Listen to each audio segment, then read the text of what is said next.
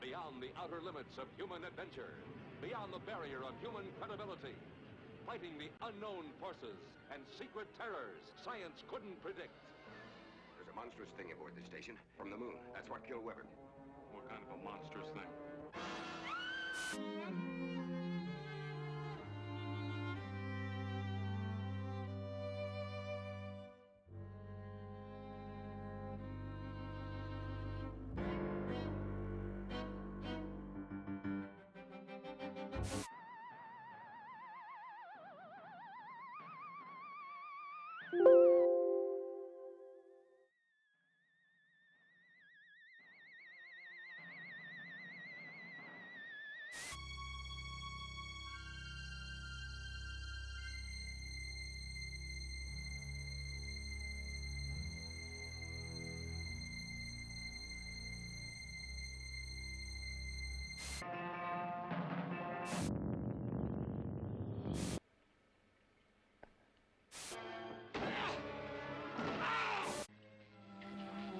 Look this way, Doctor.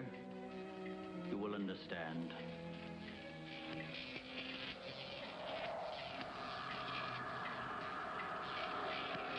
Here, Doctor. You are the first of your world to be looking at our solar system, the Astron. This is our planet, Astron Delta.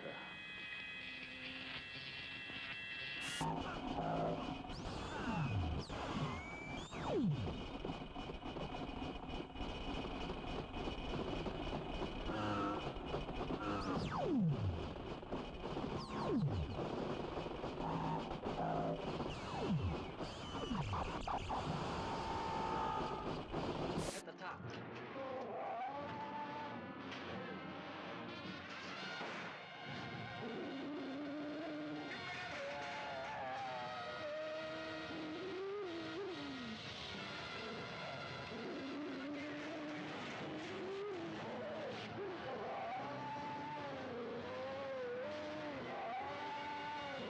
Beyond the outer limits of human adventure, beyond the barrier of human credibility, fighting the unknown forces and secret terrors science couldn't predict.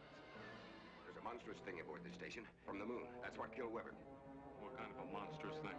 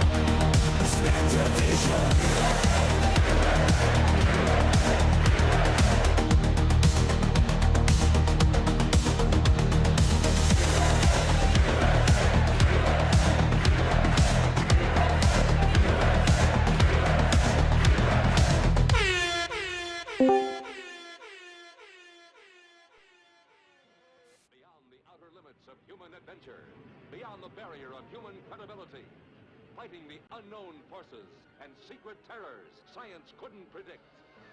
There's a monstrous thing aboard.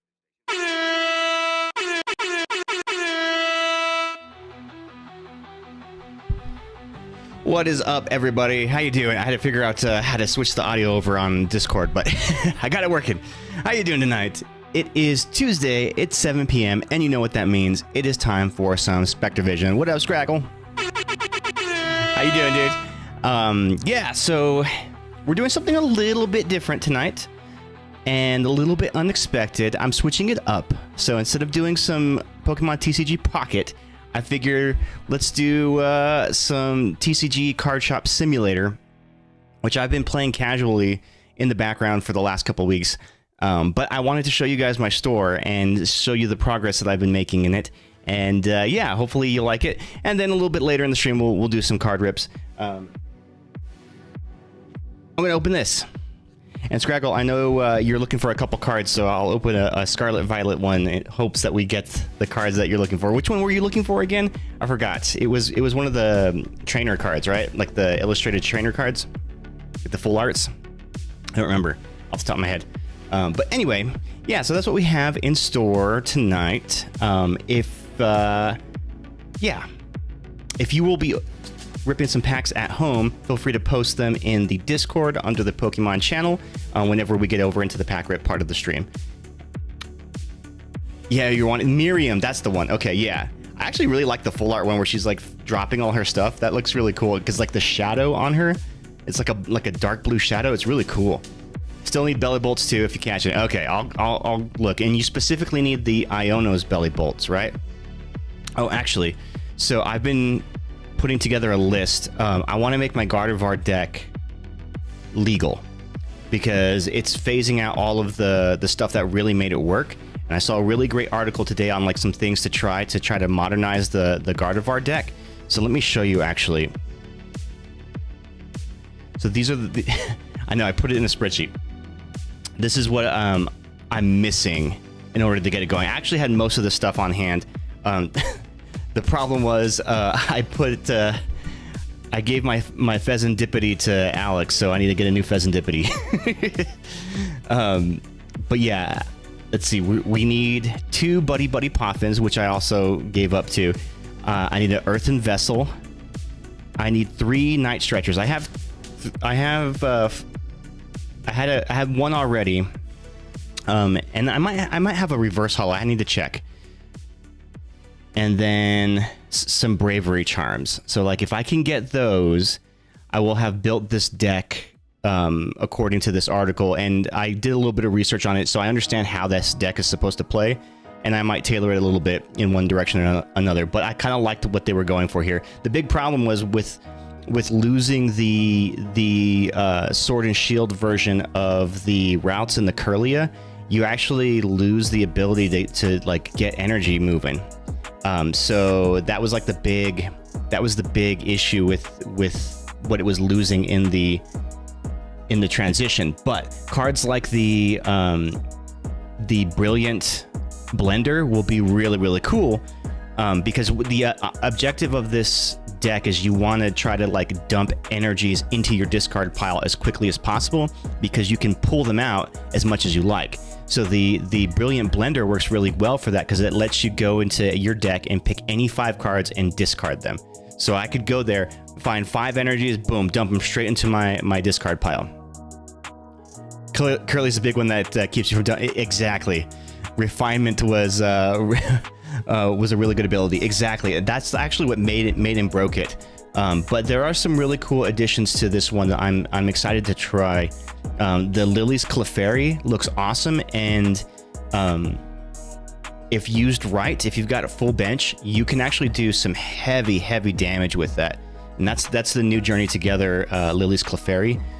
And then let's see what else. Adding a Clef Key can because it has a really good passive Pokemon ability where let me see if I can pull it up and show you. Feed that cat! Feed that hey, cat! Ghost! Feed that cat! Feed that cat! Thank you so much. The cats are in the other room, but let me try to lure them in here with a treat. But yeah, this Klefki has a really good ability, Mischievous Lock. As long as this Pokemon is in the active spot, basic Pokemon in play have no abilities except for Mischievous Lock. So that can kind of stonewall other players from accelerating their decks through Pokemon powers. And it gives you time to build yours out until you get your Gardevoir going. All right, let's listen up for the crunch. Let's feed these cats. Hopefully I can lure them in here with a treat.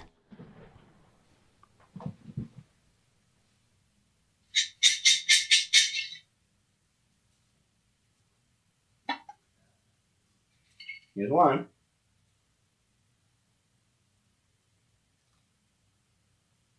Oh, that was a good crunch.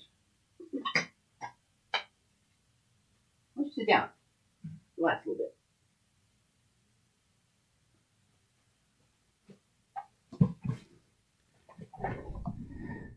Archie was going nuts earlier. He was just like running around the house and he's screaming and crying and just like, I don't know what he wants. He just gets like really anxious. I don't know why. Yeah, so, oh yeah, I was showing that. So if you guys have any of these cards, let me know. So I need 2 Buddy Buddy Poffins, 1 Earthen Vessel, 3 Night Stretchers, and 2 Bravery Charms to complete this deck. So yeah, I'm looking for those cards right there. And I can send you the file too, just so you can take a look at it. Very similar to Fluttermane ability. I think it's, oh yeah, it's either Mischievous or Fluttermane. Sweet. Midnight Fluttering. You got one at least, you got at least 1 stretcher. Hell yeah. So like a lot of these cards I actually set aside so that I could give to Alex, but I don't want to cannibalize those ones, so I need to get them for myself. But yeah, there's some really cool cards in here. I'm having to get another Pheasantipity, because that one I coughed up. But definitely the Poffins are the ones that I'm missing. I think I gave my last 2 away as well. I need an Earthen Vessel, Night Stretcher. I need 3 of them. I have 1, and I may have a Reverse Hollow. I need to check in my deck. Hey, what up, Bad Taste? I need to check in my Hollow Binder to see if I have one there. And then 2 Bravery Charms. I have some in another deck, but I don't want to remove them from that deck. So I need to find these cards in the raw. Maybe we'll go to the local card shop and see, like, search through their bulk or something if you guys don't have any of those. But that's what I'm looking for. You just ordered some Poffins and Earthen Vessels for my Iono's deck. I know. And that's the thing is, like, when you put this whole list into TCG Player and have it, like, add them all to your cart, and then even when you optimize it, it still splits up through enough of the different vendors that the shipping is not worth it. Because these are all just like 20-30 cent cards, right? But then you have to pay $2 for shipping, and when it has 18 different vendors, it adds up, and it's not worth the price of your deck. So I'm like, I gotta outsource this. We gotta crowdsource this. Also, it's a little warm in here. I'm going to turn on the AC a little bit. But while I do that, let me get the game going. So yeah, we're playing some TCG Card Shop Simulator, and I want to show you guys my store. I've made a lot of progress on it since the video I had posted in the Discord a few weeks back, but I'll show you guys in just a sec.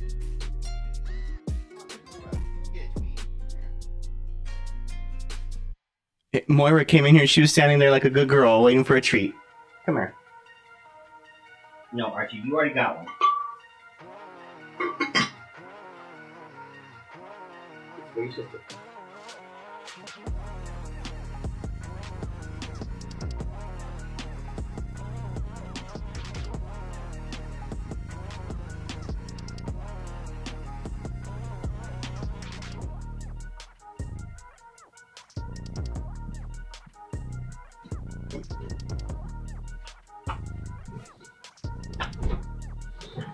You got more Clodsires in the mail today, so it might still be honestly taking my poison day. Hell yeah.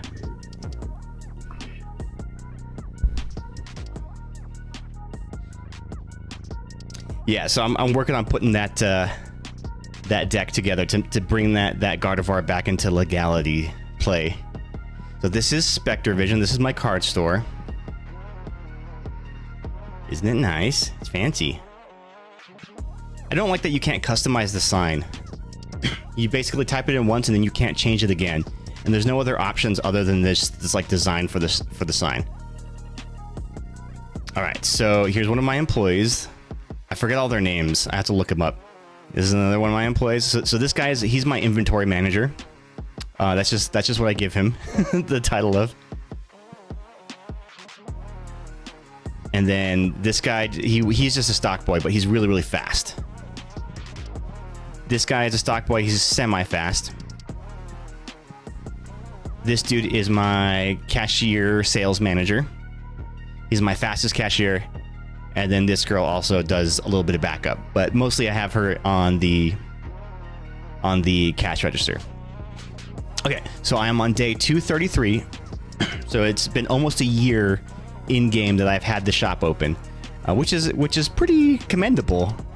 Most card shops don't last this long, or most small businesses in general don't last this long. But yeah, so let me give you guys a little guided tour here. What we got. So here is where we have some of our deck boxes. Deodorant spray. You got to have that because people stink, and I use it to refill my odor machines here. Is that they'll automatically spray people who come in who stink. This is the fastest cashier, and the girl also works here. Exactly. That was what her resume says. Yeah, she was the diversity hire. We could only have one girl in the shop. Actually, the game I think only has one girl that you can hire. Yeah, it's all dudes. Oh yeah, here's their names. So, cool guy is Axel. He's actually my fastest employee. He can restock and check out very fast, but he's also the most costly. I have to pay him $700 a day. Lauren is her name, Lauren Posey. She's fast at both things, but she only costs $500 a day. Benji Otto, he's also fast, so he's just as fast as Lauren, and pays the same price.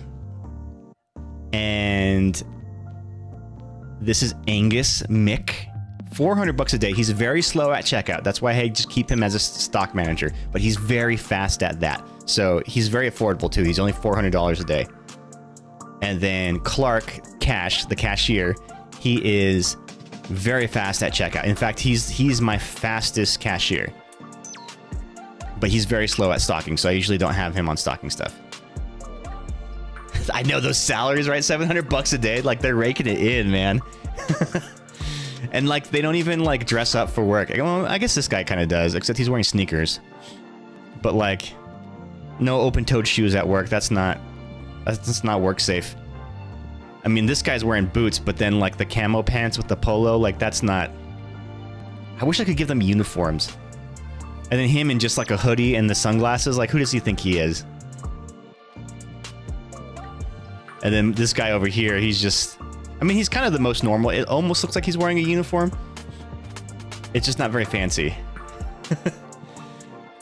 Soon the world will see the power of the fully charged and operational belly bolt deck. Soon, you got to get those belly bolts, man. I mean, maybe I'll do a journey together pack tonight. Maybe we'll get lucky for you. Okay, so yeah, the tour. So over here, oh man, I sold out of these. This is where I was selling my bulk boxes, and those sold out. These are just my plain black play mats. The deck boxes I already showed you. Here's the dice. So we have red, blue, black, and white. These are all play mats that feature the characters in the game called Tetramon. So the game has like a Pokemon knockoff called Tetramon Duel Masters. So I have 4 different kinds of play mats. Walking around insulting your employees, peak manager behavior. Listen, they know they're trash. They know their worth. I'm planning on opening a few tonight, so with you searching for... Oh, hell yeah. I'll let you know. So it'll probably be around the same time that I switch the stream over. I won't play this for too long. But I just really wanted to show you guys my shop. Then flipping around, this is where we have all of our card protectors. So we've got binders and albums up here on the top shelf. And these are actually... so Ultra Pro sponsored this game, and they actually have actual authentic Ultra Pro products. So there's the magnetic card holders. We have the penny sleeves. We have the top loaders. I know, right? Ultra Pro product placement. On mobile, the cards look like cigarettes. That's what I'm just selling cigarettes. Well, there are no children that come to the store. It's all adults. These are the semi-rigid card holders. Binder inserts.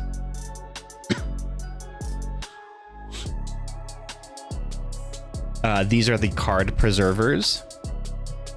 And then down here I have Tetramon Thieved sleeves. Get out of my way. I hate when they do this. Bro, you just dropped the fucking box there. Like, put shit away. This is why I only pay you $300 a day. You're the lowest paid employee. And then here's just the regular penny sleeves. Oh, these are perfect fit. So these are inner sleeves. Okay, so all of those. Over here, we have my board game section. So there's a couple of different board games, and these are actually real board games too. These exist. So System Gate, a customizable card game.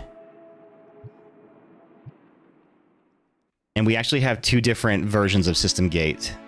So there's a pirate one, and then whatever this one is. I guess dinosaur unicorn? I don't know. I don't know how this game works. Then we've got Mafia Works. Necromancers card game. And then this one called, what is this? It's like a gold rush thing. Claim. Okay, the search for the golden nugget. Yeah, I never heard of that game. I've never heard of any of these games actually, but there actually are real games. They exist IRL.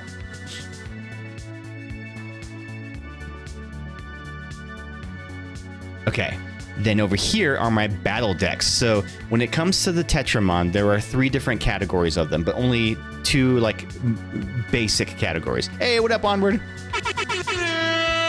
So you have your regular Tetramon base set, and then you have your Tetramon Destiny set.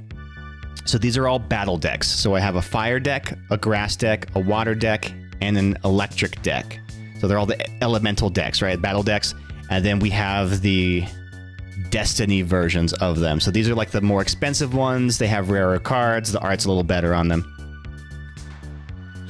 So yeah, so same elements. So we've got fire, grass, water, lightning.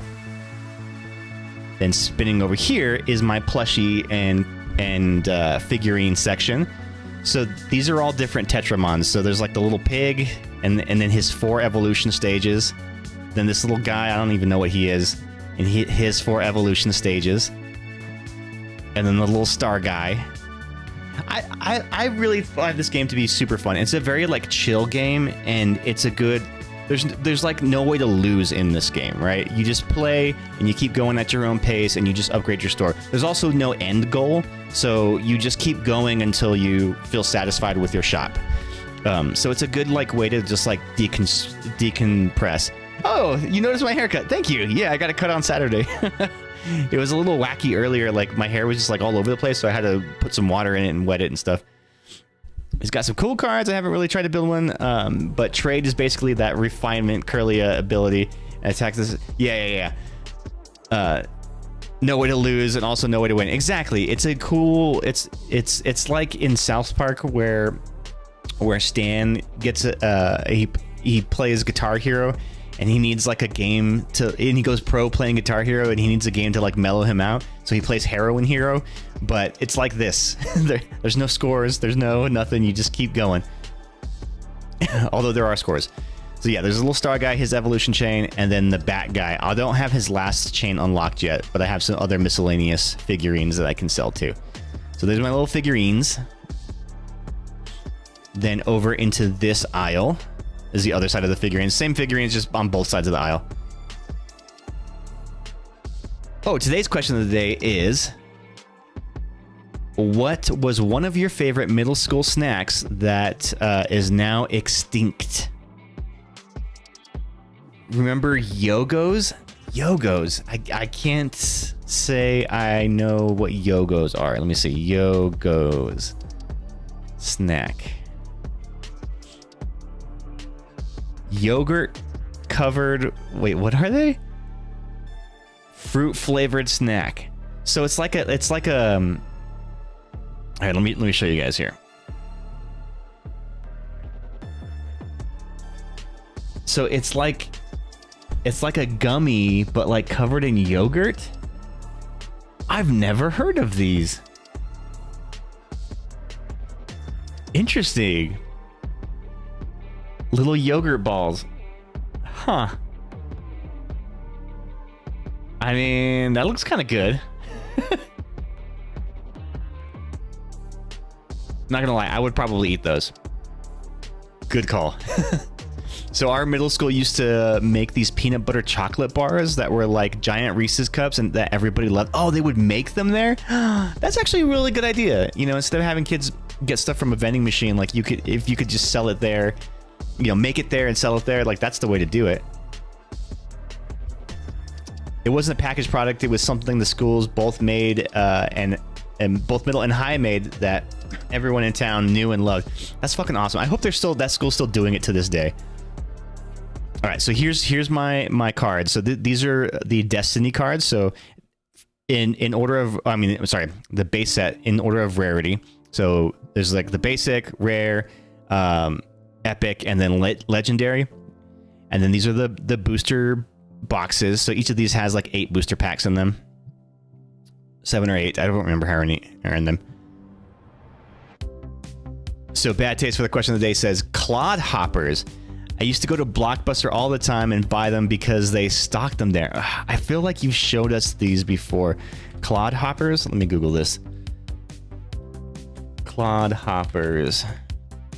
Yes, you definitely have showed us these. Okay. So Clod Hoppers, they... What are these?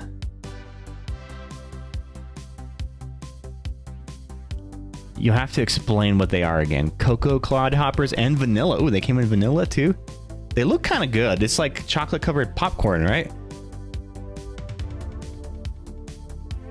No real memories from middle school except all the kids snorting lime salt to practice for the future. Dude, there were kids that would do that with the it was like the candy dust, and then you had like the little candy stick that you would dip into the fun dip. They would do it with that. They're so fucking good, but now they're gone and never coming back. They're chocolate covered graham clusters. Oh, that sounds awesome, actually. There's gotta be somewhere that still makes them.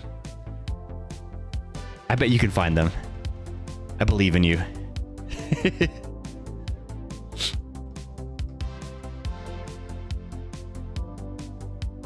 Clod Hoppers. What a weird name for them, though, too. Like, what does that even mean?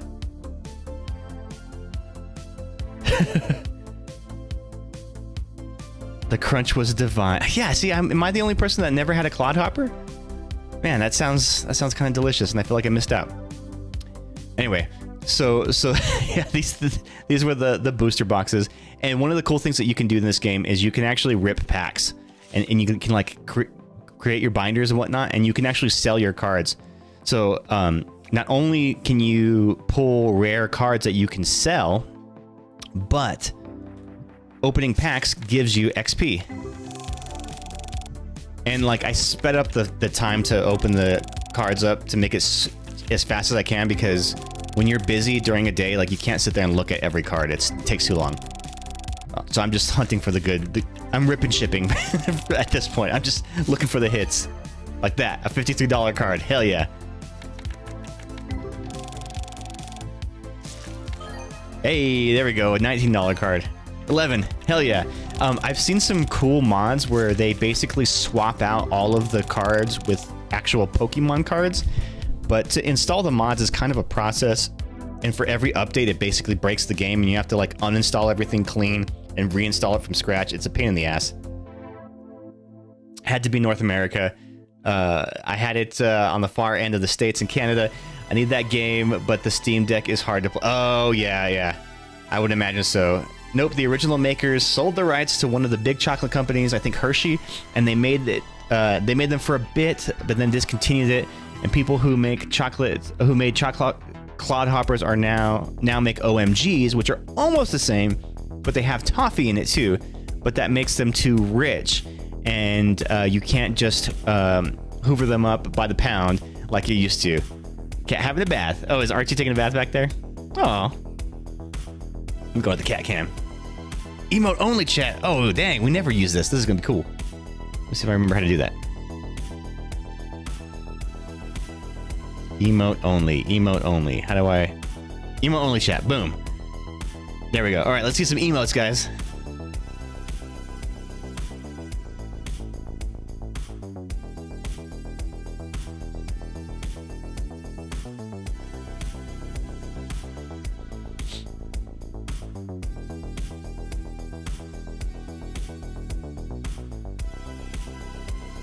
I love seeing everybody's emotes.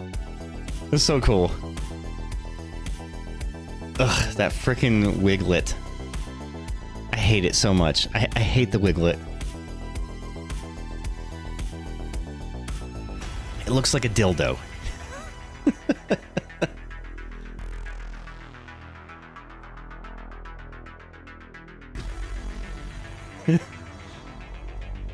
Very nice. Very nice. Thank you for those emotes, guys. We are back to our regular scheduled program. So I bet you, Bad Taste, I bet you could find like a really cool like copycat recipe where you can make those clodhoppers. Ooh, I like the Tetris one. That's cool. And the Pikachu emote. Oh, that's cool. These are my different sleeves. So there's fire sleeves. We have grass, water, and electric. I guess I should put those by the battle decks, but like the shelving doesn't fit properly. So it doesn't like... I like things to be evenly divisible, and there's no way to easily divide it. So here's where we have the Destiny packs, which are the rarer packs. These are the better ones. You have the more expensive cards. They also cost more too. So like the most expensive pack is 16 bucks a pack. It's basically Surging Sparks or Prismatic Evolutions. And then here's the booster boxes for those sets as well. And look, this is probably the most well-stocked card shop you'd ever see right now, especially like for Pokemon, because I turn around and this is just the wall of single packs in order of rarity. So yeah, it's pretty cool. Not realistic at all. Need more $50 packs, right? And then this is just like my shelf where I just repeat the card boxes. I'm just mostly filling space with the same merchandise. And then these guys just leave their trash on the floor. I hate it. This is my comic book section. So there's 12 different issues of the comic. Hey, what up, Dutchie? How you doing? There's 12 different issues of the comic, and I only have, I think, the first 8 or 9 unlocked. So I need to get the rest of them unlocked, but they're expensive. They're about like 12 or 15 grand to buy a license to distribute them or to sell them. So it's expensive. Do you have to manually stock the shelves? You would, but I have employees for that. And I pay them a ton of money. Like this guy gets paid 400 bucks a day, but he's my fastest stocker. This guy gets paid $700 a day, but he's just as fast, but I can also put him on register if I needed to. But once they've finished stocking, they just kind of stand out here. So the day hasn't officially started in the game yet, so I haven't done anything yet. $700 a day to leave the boxes in the aisles. I know, and that's kind of my fault. So the AI in this game is very like specific in how they do things. So when it comes to stocking shelves, you have to have a spot for them on the shelf and like have it labeled. If you do have it labeled, then they, instead of putting it on the ground in front of the shelf, they will come back to the storeroom and stock it in the back. But if there's no room on the shelf, you can only hold 2 boxes deep, then they just throw it on the floor. And I've screwed up sometimes, like back here, where I've ordered too much inventory because I'm colorblind and I read the wrong colors of the packs. So I miscounted them, ordered too many, and now they just throw all the excess on the floor. And they'll come back here to grab it, to go stock it, but if they're only stocking like one thing and the box has like 20 things in it, then they just drop the box on the floor right in front of the aisle. And it's really annoying, and there's no way around that either. Back here is my workbench where I can bundle bulk cards to resell. And you can like set like the threshold of the cards that you want to do. So these are all cards that are less than $3. And you can actually sell the bulk packs for pretty good cash. I think this is what? Yeah, $9. $9 for 100 cards and that are all less than $3. Like that's pretty good. Especially because it's bulk and I can't really do anything with it. All right, back here along the back wall, I have just display cases with all of my favorite cards.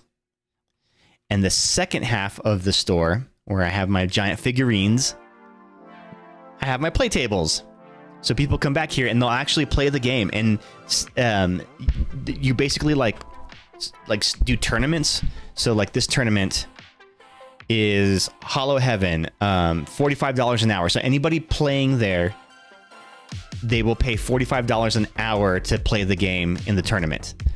So that's pretty cool. And they do it themselves, so they self-regulate. I put some posters on the wall. I don't have enough money to change the posters or to get new posters. Your profit margins are super narrow in this game. In fact, like, I have to pay my bills in 3 days, and I don't have enough money. So I try to pay them a day early, just so I'm like never late on my bills. But yeah. I just bought these big old statues too. They're pretty cool. And I like them as like kind of room dividers. So like this part is the store, and then this back here is like the battle area where everybody can battle. All right, let's open the store. Come on in, fuckers. But yeah, I had some excess ones that I put on the back here. Cat Cam, eh?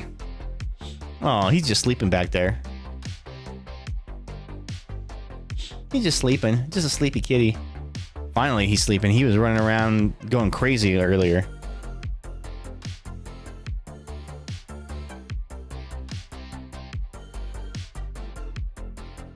He's a very good boy.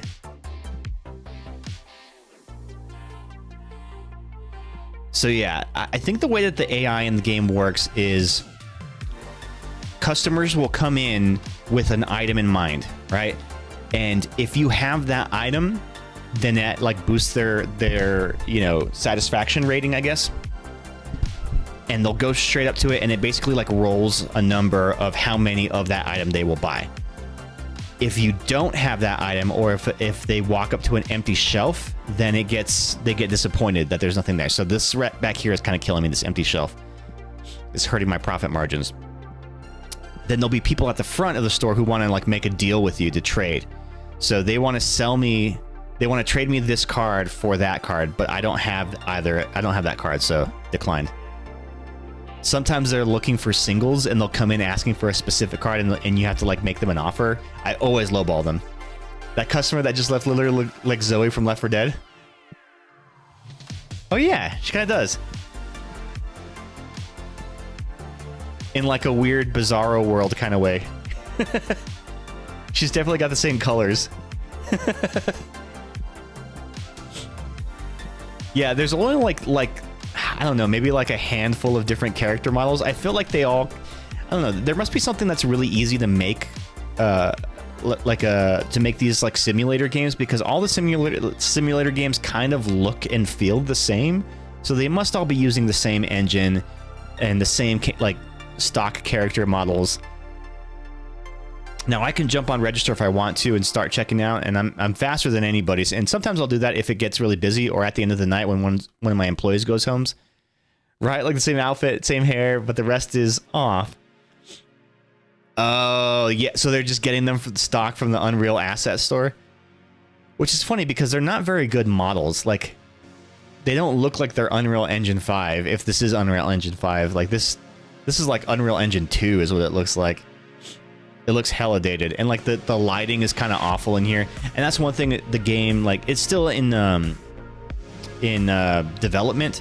So like some of the other simulator games I played allow you to move the lighting around in the stores, but this, it just is what it is. Could be the Unity access. Oh, that's true. Placeholder avatars, exactly. They're just like generic ones. It's really weird. Like these guys, like sometimes they'll just stand over and watch people play. And there was one time there were like two girls that were at a table playing, and like this creepy dude just comes and stands next to them and watches them play. But it's like, get out of my store, dude, if you're gonna be a creep. These could be free or very cheap model. I think that's what it is. They're probably just like really cheap assets, and some of the assets and maybe like AI designed too. Like there's like a fast food simulator where the cover art looks like it's AI. So this guy wants to sell this card to me for, he's asking $5,800 for it. Nah, buddy, I gotta pay bills in 2 days. I ain't got that kind of money.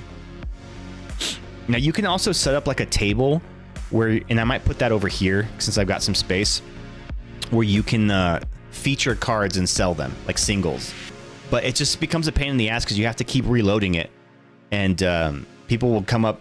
And honestly, that's one of the best profit margins if you have some expensive cards. Like, let me see.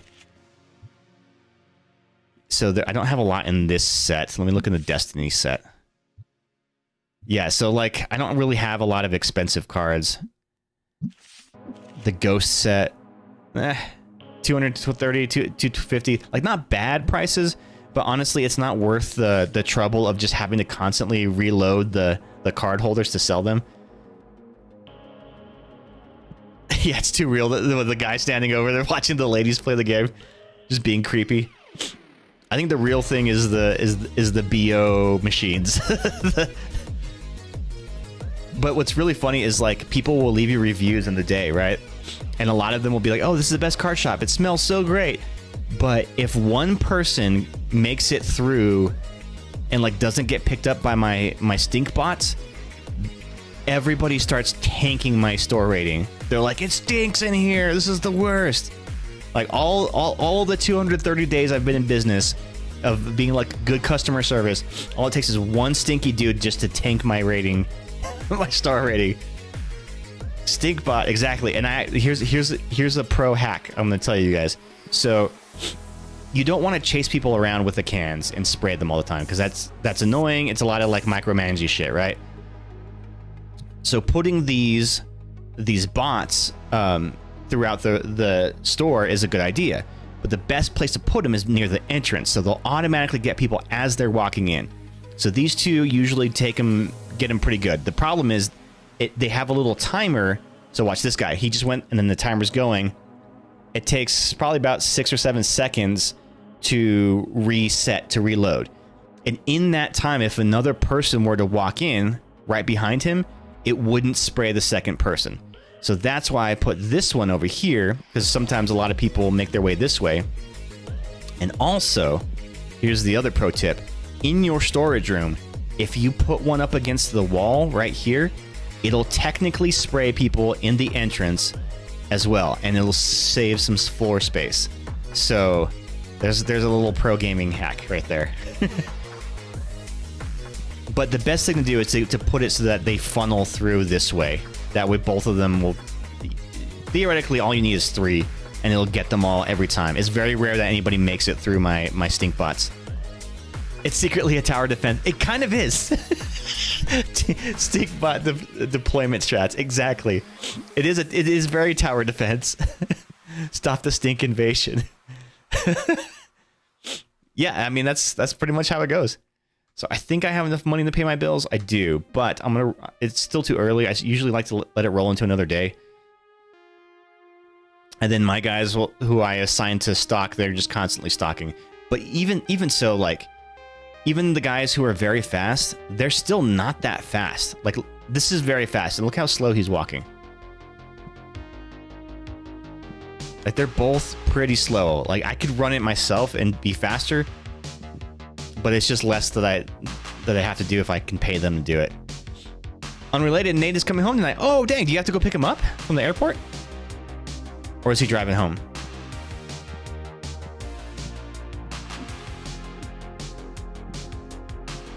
Also, tell him I said hi. Give him a big kiss for me. No, he drove himself and the kiddos from the equipment room. Oh, that's so cool. They all got to go? That's really cool. Oh, that must have been awesome. Did they rent like a big old van to drive everybody?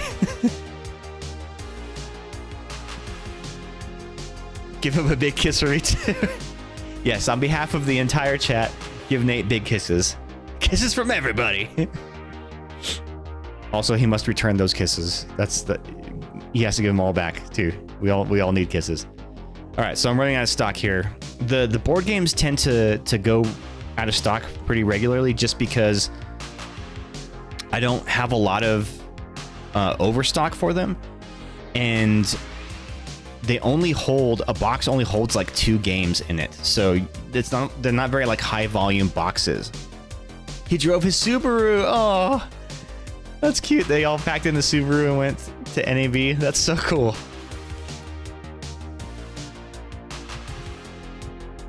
I guess these board games hold a little bit more, but still, it's never enough. It's never enough boxes. And I don't want to dedicate more storage space on the shelves back here to overflow of that. I feel like 2 boxes is probably enough. So what I usually do throughout the day is I look for gaps. So right here we're out of we're running low on singles, and then deck boxes. So I mean booster boxes. So let me buy some of those. So I'll buy 2 singles, and then 2 of the rare booster boxes.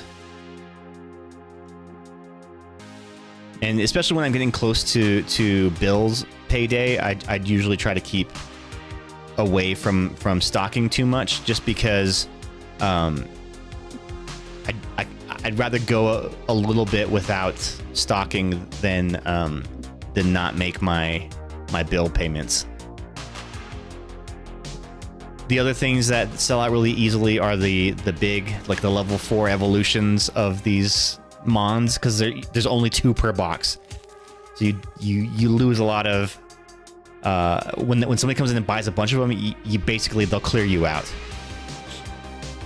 Comic books are pretty good, because what's really funny is if you watch what people buy, sometimes they'll like buy a bunch of the same volume of comic book, like they're opening their own comic store.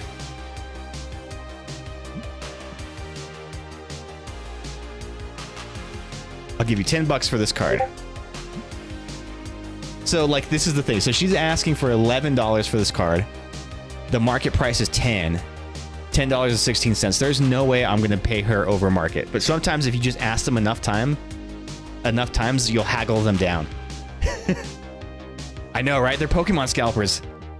Except they're scalping comic books, or I guess these are more like mangas, right?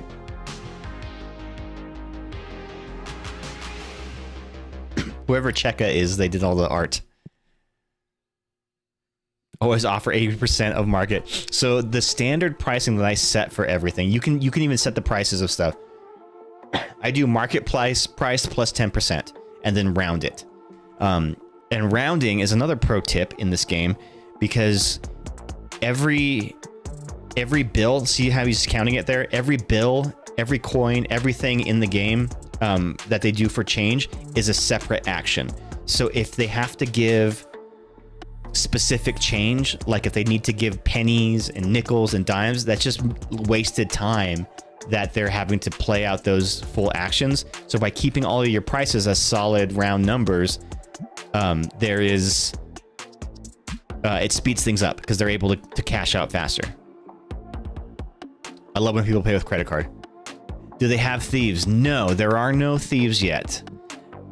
So the roadmap here of the development cycle, they're going to add, they just added shop decoration now, so you can like change the walls, the floor, and the ceiling. They didn't have that before. But the next thing they're going to add is card grading. So I don't know how that's going to work, but I'm interested to see. Then you can organize tournaments, so I think that you can have even bigger events. And then this right here says random events may occur. I don't know what that means, but I'm thinking it might be something like that, like theft, or maybe like your employees give the wrong change, or somebody quits, or something like that. Maybe somebody throws up. Difficulty mode, I don't know what that is. I guess maybe you get more customers, or they, things like that.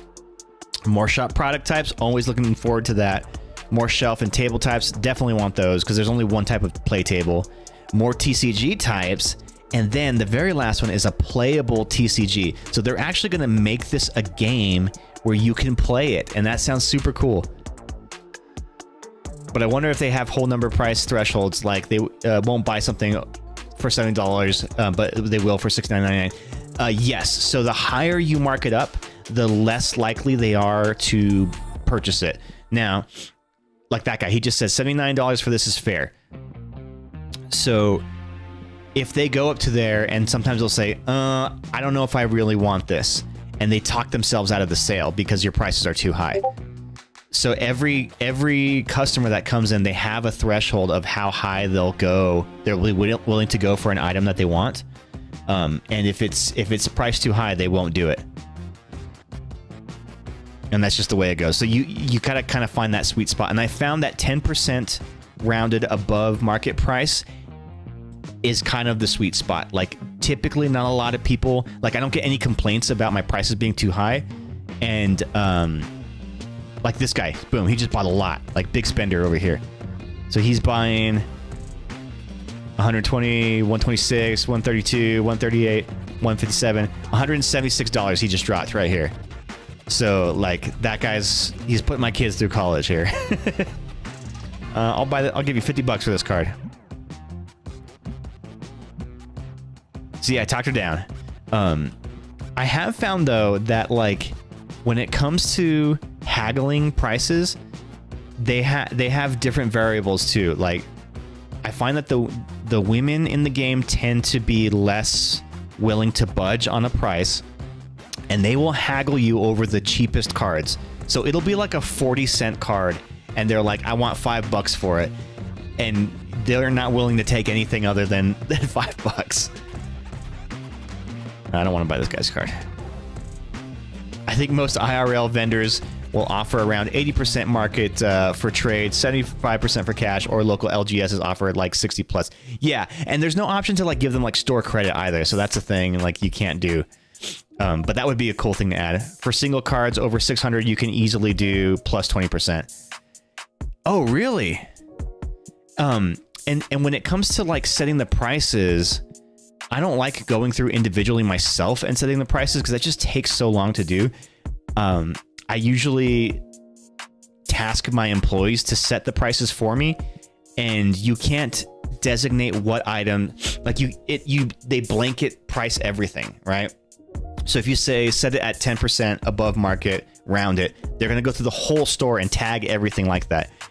I wish you could do like, okay, do the booster pack singles as 10%, and then maybe the booster boxes at 15%, or, you know, like maybe have some like price breaks or something like that per item. But there's no way to do that yet in the game. Stand our ground, girlies. One thing too is, even though we're technically closed, you should always keep the store open if people are still playing, because they'll still sometimes come through and buy some items after they're done playing. And I'll buy this guy's card. 180. Let's do 175. Boom. Yeah. I gave him $50 less than what he wanted, and he still bought it. It takes a bit longer to sell, but people will buy it eventually. Those high ticket. Yeah, that's true. I don't know. I don't enjoy setting the prices on those cards. It's just such a pain in the ass. And for some reason, my store manager, because he's so fast, once it hits 9 o'clock in the store, he just goes straight home. But she will stay because she's so slow that like or she's slower than him, that the queue will kind of build up behind her, and it like locks her into overtime. All right, the end of the day. So yeah, we did pretty well. We made $18,000 in revenue. Hell yeah, pretty good. We got enough to pay our bills. Only $8 under market. I'm imagining a bunch of Karens coming into your store now with their child's $2 card and demanding. Oh, see, that's the thing. There should be kids in the game that come in and like want to play the game, or like trying to sell you a garbage card, but like demanding a high price for it. All right, so now that the new day is here, let me pay the bills. 2 days away, boom. Pay my bills 2 days early. Got $4 grand left in the piggy bank, so now I can do a mini stock. First things first, though, I gotta refill the Stinkomatics over here. That's because he has boundaries in the work-life balance. Yeah, he doesn't stay late. We don't pay overtime, so he as soon as 9 o'clock, he clocks out. That's that overtime was well. See, that's the thing, is once it's 9 o'clock, they're not getting paid extra, and because right now this is like the clock doesn't start ticking until you flip the sign from closed to open. So technically, it's perpetually 8 a.m. right now, and these guys are all working for free. Can you see what your worst selling product is? No, that's the other thing, is it doesn't give you analytics. So like, I want to be able to track analytics. I mean, I guess I can like come into the storeroom and see what I haven't had to buy in a long time. Like, I don't think I've had to replace these booster boxes in a while, like the rare pack boosters of this set. And I think it just fluctuates, but I would love to see like an analytics thing where I can look up like how my store has been going. Like I can view the market price fluctuation and it shows us that, but like, why doesn't it show me what's selling and what's not? So yeah, you can start seeing all the, as the prices go, but like that doesn't really help me any, especially because I just go up to my guys and tell them to set the prices. 10% rounded up, 10% rounded up. I also like keeping things affordable for my customers, right? I don't want to gouge them. But yeah, that would be super handy. Or if I could just like order products straight from my phone without having to, or just straight from the shelf without having to go into my phone to do it. It's a little cumbersome to navigate. All right, so I only have about 4 grand, so I can't restock everything. So let me just prioritize what I'm out of. So yeah, we're running out of some figurines. Let me get some of the level 4. So 1, 2, 2. 1, 2, 2. I don't have enough for the... So okay, so I need to save up so I can buy the license to buy the last evolution of the bat guy, the Dracunix. And I'll put him on that top shelf there. But then I have to start making room for him. Okay, that's what I should do. That's what I should do. Oh, but then where am I gonna put? I guess I can split it up. So let me just move these guys here. Whenever you do this and you have employees like with nothing to do, sometimes they'll come through and restock the shelf that I'm trying to unstock. It's really annoying.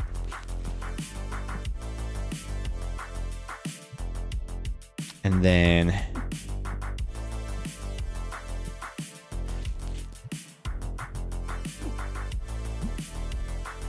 okay, so the way I'm going to do this then is I will have one side with the little fox guys and one with the little red devil guys. And then that way he'll have one. Oh, I guess all the other ones I have 2 spaces on the shelf for him, huh? I need to move these guys completely to a completely different space. Crap. I have nowhere in the store to put them. Where do I put them? Where do I put them? Oh man. I hate when I don't have everything like perfectly symmetrical here. Yeah, because I gave each of the evolutions 2 spots on the shelf of the level 4 evolution. So I technically should put 2 spots on the shelf for the level 4 bat evolutions.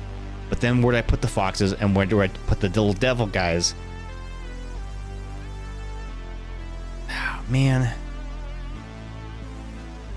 Oh, what a dilemma. I mean, I guess I can put them over here. Or I can put an end cap. Yeah, maybe I'll do that. I'll put like an end cap. And put them on that. Yeah, I'll do that. So let me see if I have any end caps. The thing about the end caps though is that they only hold 3 items.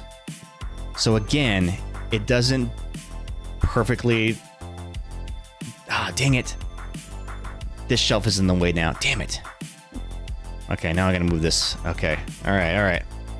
This is where things get like really like tedious.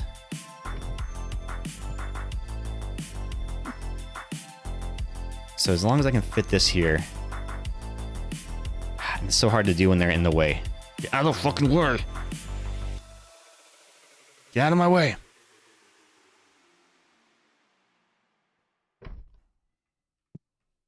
Ugh, it's not centered. There we go. Okay. So not bad.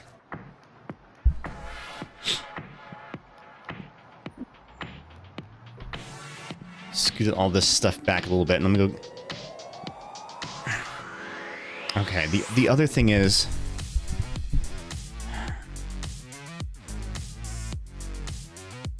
now they're not symmetrical. Now the aisles aren't evenly spaced. So like I kind of instinctually want to put an end cap at the end of each of these aisles, but now I got to find something to put in them. So your employee makes about 168,000 in a year. I know, right? That's for one employee. So my most expensive employee is Axel over here. $700 a day. Yeah, he's making good money, man. He's doing all right for himself. And even my cheapest one. So this guy over here, I pay him $500 a day. So what does that translate to? No, this guy's $400 a day. He is my cheapest one. What is $400 a day? What does that equate to? Okay, so let me put end caps on all of those aisles. And I just gotta figure out what the fuck to put in them.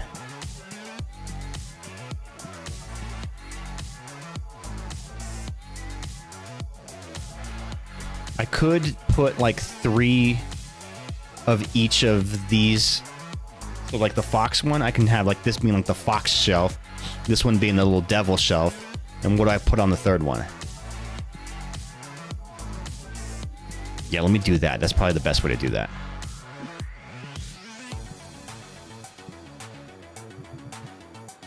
So we'll do foxes over here.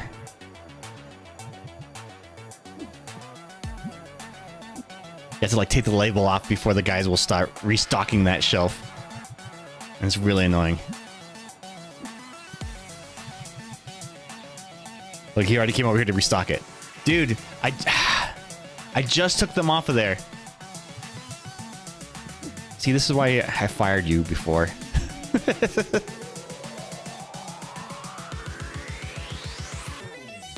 And technically, if you only have it one item on there, they'll restock it automatically for you. So as long as I just put one on each of those shelves, they'll stock it.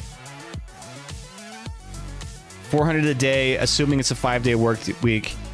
I think they work every day of the week because we don't get days off in here. It's just 234 straight days in a row.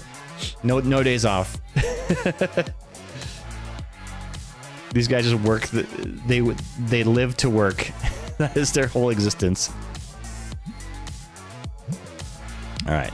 So now that they're done resetting the prices, I have them go man the counters.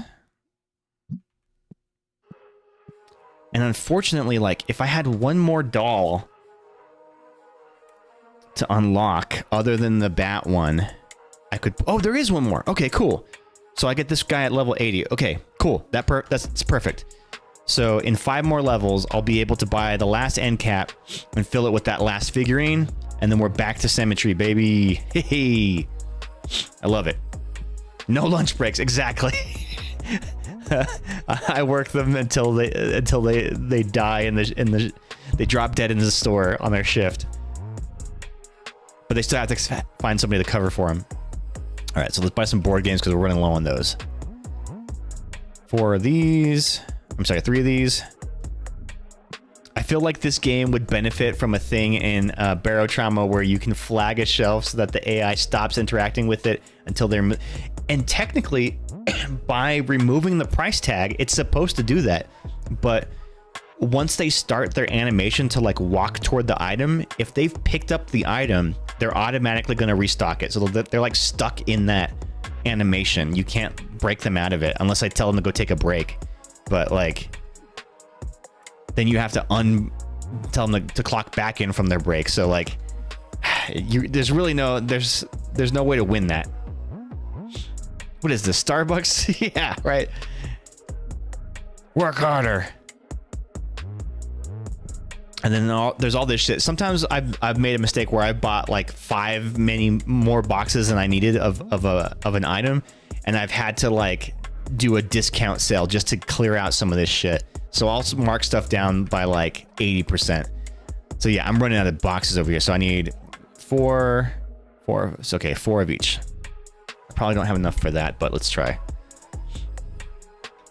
4.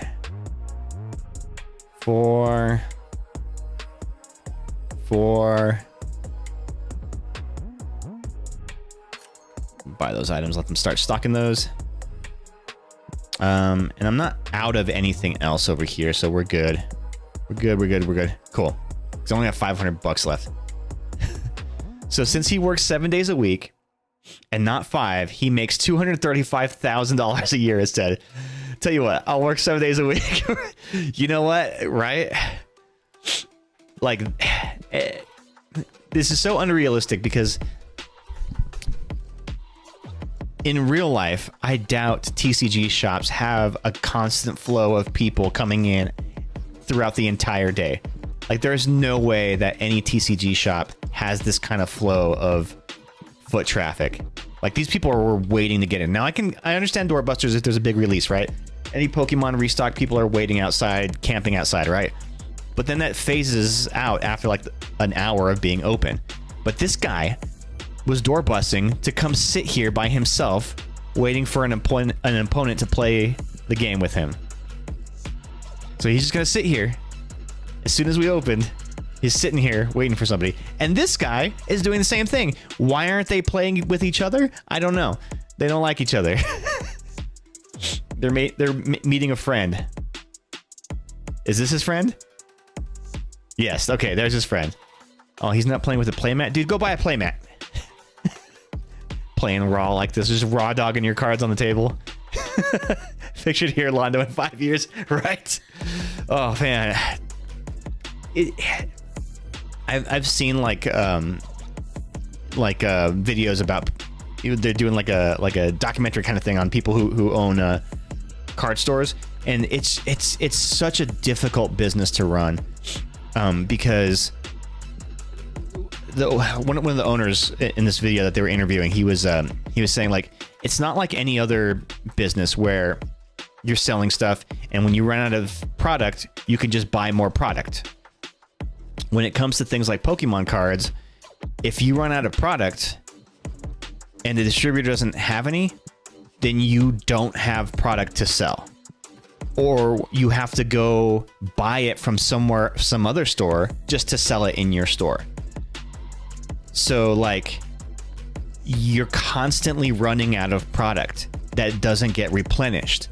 And that right there alone is, like, incredibly difficult to sustain. Damn, my nose is really itchy. I don't know why. I'm allergic to something. So yeah, like, take Prismatic Evolutions, right? The distributor retail MSRP price for that is like $25 for a booster box, right? And of course, that's not what people are buying them for. But distributors are not distributing a lot of it, so whenever the distributor sells to a store, maybe they're selling maybe 4 cases of it at $20 a case. So you're only making a $5 profit margin on that. And then once you sell out, you have nothing else to sell. You have no more of that product. You're not going to get any more. It's not going to come in the next week. You're fucked. So what you have to do is hope that you can go find another store in town that is selling it at retail, where you can just buy them out to sell in your store. So the card shop owners become the scalpers because they're needing to get their hands on inventory so that they can actually have something to sell in their store. And even then, because you're paying retail price for it, you're going to have to mark it up even more so that you're not getting your customers a good deal, and it's only for you to make a razor thin profit margin. I don't know. It just does not seem like a very successful kind of business idea. So you would have to sell stuff or do something where you can make money other than just relying on the sale of cards. So you'd have to diversify, which means you can't do it like this store where we only sell one type of card game, right? We'd have to sell Pokemon and Yu-Gi-Oh! and Magic and Digimon, like all the different card, Lorcana. You know, you'd have to stock all of that stuff too, just so you can kind of diversify your inventory. And then board games, so you'd have to sell board games too. Maybe you're going to sell comic books, and that's all more stuff for you to have to buy and stock and have shelf space for. Now, at least the game tournaments aren't reliant on inventory. So you could theoretically, if you were opening a shop, just have it as a gaming space and just do tournaments. Everybody pays to play. And I think you can even do that in this game. Now, people are going to get pissed off because they can't buy any cards or anything from you or games. But everybody else coming in to play the game will have a place to play. And they will still make you money. BRB feeding the dogs. Okay, go feed those dogs. And after this day ends, then I'll switch it over and we'll do some pack rips. What do you say, gang? We'll start opening some real card packs, Pokemon card packs. But yeah, so that's kind of like the I guess the market of TCG store simulator. It's very different than a real life kind of market. And then real life, opening a real store is just, it's really tough. And in fact, I think the only way to really be profitable is by volume. You have to sell a lot of volume. But that's also the hardest thing to do when there is not enough merchandise to meet the demand. There are not enough Pokemon cards being distributed to stores for them to be able to sell high volume. Probably because all of the supply chain is fucked with the distributors. Singles are also really... Exactly. And that's the other thing to do. That's what you would have to do in real life, is sell singles. Which means if you start running low on singles, you're going to have to start cracking packs yourself and cannibalizing your own inventory just to restock your singles. And yeah, I guess that makes sense. You know, that's what you would have to do. Let's do that, actually. So I'm cracking open our booster box. So yeah, I found in this box, in that first pack, about $20 worth of cards. This one about $6. So it's already kind of reimbursed itself here. Yeah, I know a lot of sellers just buy wholesale and rip at release and then sell a ton of singles on eBay and TCG Player to make a good profit. Honestly, that's what they got to do. And I've even been seeing a lot of card shops and stuff. They built stream rooms in like a section of their store where they do rip and ship whatnot packs. Like they're rip and shippers because that's more lucrative than having a brick and mortar store and only relying on your local population to basically buy your product. So if you can do it online and have an e-commerce kind of side of it, that's the way to do it. So I don't know, we're all just kind of feeding this problem. And then you get stores that actually create their own mystery boxes. So they're like, you're going to get 4 or 5 different packs, kind of like this, you know, where you're going to get like 3 or 4 packs and it's random and whatever, but that's a deal. And so they can repackage some of their inventory that hasn't sold in a long time. It's not the hot packs, but they can just clear all that stuff out at a profit. So, I mean, man, it's just constantly having to stay on top of that seems like an absolute nightmare. The job never ends. You're just constantly having to research market prices and values and reprice things. And oof, that seems so difficult. I can't imagine how hard that must be for a card store owner to do that. They'll spend the whole weekend just ripping stuff and packaging and getting ready to ship. They'll sell play sets and other stuff out of lower bulk and try to get as many chases as possible. They don't even have a physical shop either. Honestly, that's got to be your biggest cost, having a physical shop, because, you know, to air condition this building, to rent it. So when you start this game, you only have this area, and it's a quarter of this size. So I've busted down these walls and expanded. You don't have this back stock area when you start the game, so you have to expand that out too. And so yeah, in real life, if you're having to pay rent on a commercial real estate, that's expensive, man. That's like a house payment, like a mortgage payment.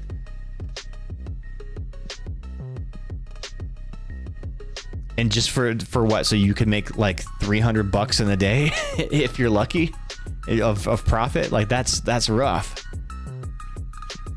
But I guess it's just the getting lucky, finding the one card that's gonna sell for a lot and then dumping that. And then in real life, you have things like shoplifters. At least in this game, you don't have that, because that would be rough. I mean, how much of people's like inventory in card shops gets stolen and or vandalized, or people break in, and yeah, that's crazy, man. Oh, my nose is so itchy.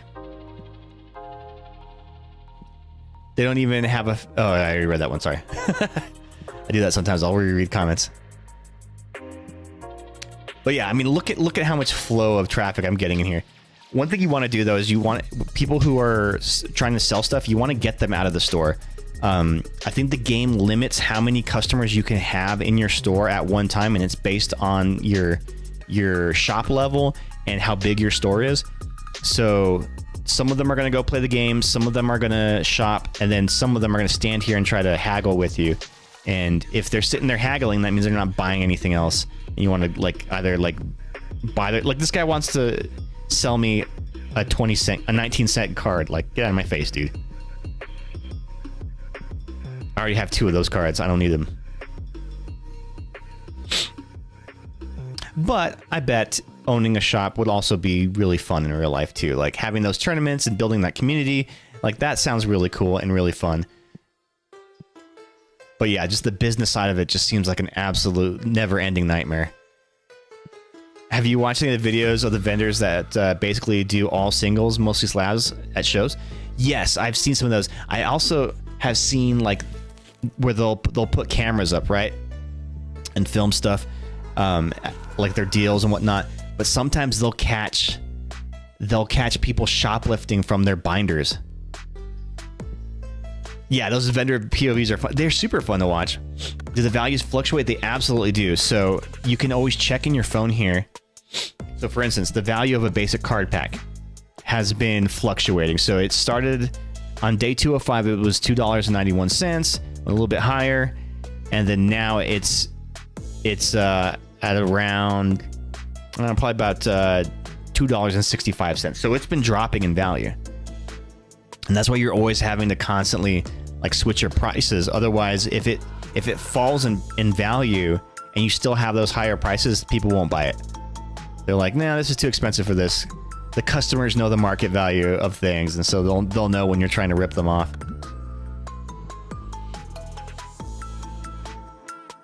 All right, this day is almost over, and here in a little bit, we will stop the game and switch it over to some Pokemon packs IRL. We're going to open this. I got this from Amazon. I'll give you a good shot of it. So it's a mystery bundle, and it's got a few different packs, including what looks like a 151 pack in there. So we're going to open that, and then Scraggle is looking for a... crap, I forgot her name again. And we're going to try to open a Scarlet Violet base set for that, too. See if we can find it. Yeah, those vendors are really cool. I really like Coop's... Miriam. There we go. Thank you for reminding me. Oh, I pressed the wrong button. I really like Coop's collection. Do you guys ever see his videos? So he's a vendor that always goes to trade shows and whatnot. And his whole thing is like he's like very wholesome in how he does these deals. And whenever kids come to his vendor booth, he'll always like give them something free or like give them a very favorable trade. He'll ask them, hey, what's your favorite Pokemon? And then he'll like work out like a really good value for them, and they'll be like, oh, I really like, I don't know, Arcanine. It's like, oh, have you seen this Arcanine before? Oh no, that's really cool. And he's like, go ahead and take it. And these kids are like, their minds are blown. They're like, what, really? And what's really cool about that is he's been building this following. So you'll see adults come to his booth and hand him like binders and be like, hey, I love your channel, I subscribe or whatever. Here's this binder. If you see any kids, can you just hand them out for free? And so he'll like hand out free cards to these kids and stuff that people are just kind of like joining his cause and keeping things wholesome. Have you seen Evil Coop? What? What's Evil Coop? Coop is who got me back into collecting, seeing his vids. Yeah, he's super cool, dude. And I like him. I like what's his name? Deep Pocket Monster. I really like Deep Pocket Monster. That guy's really cool. I love like his challenge videos. I kind of like Mystic Rips, although I feel like sometimes Mystic Rips kind of he kind of like tiptoes that border line of like whatnot-ism.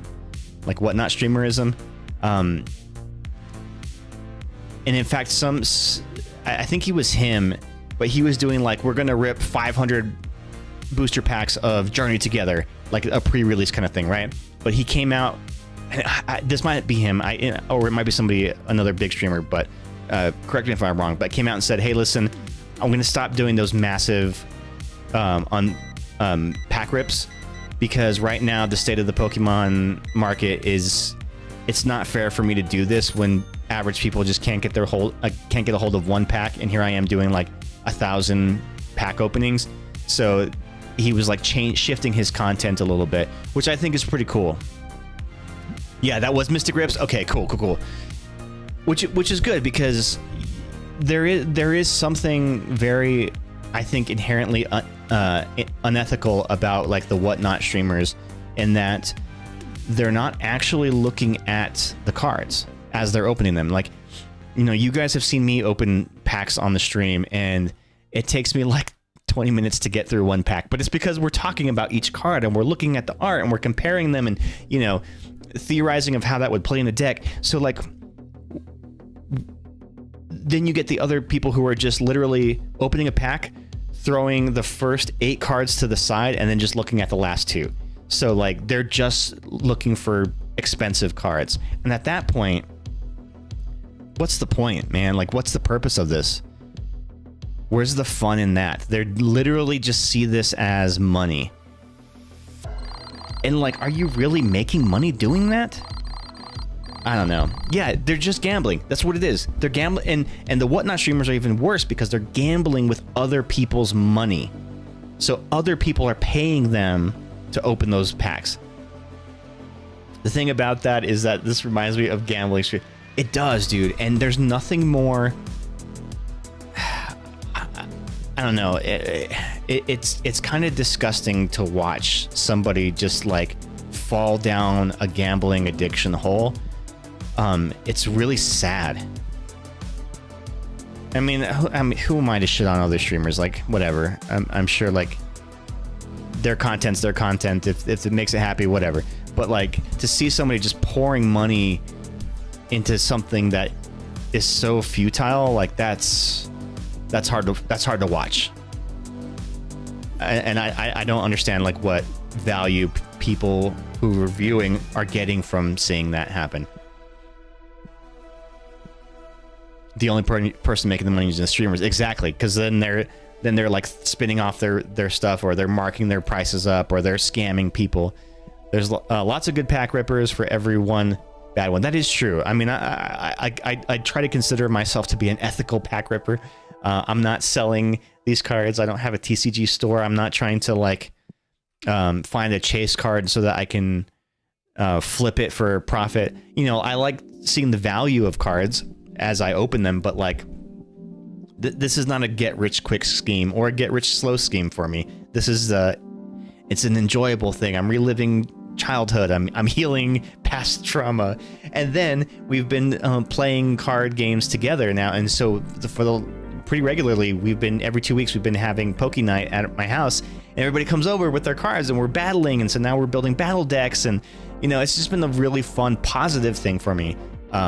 So it's hard to see that kind of be whittled down to just a monetary thing for some people. Obviously, Pokemon isn't that bad, but people opening packs like that, it's not far off. Yeah, and like, I'll see on TikTok people just like tearing through packs, just like, and they're just average people, but they've seen these streamers and they've seen these big, you know, whatnot, whatevers, or these influencers, and that's how they do their packs.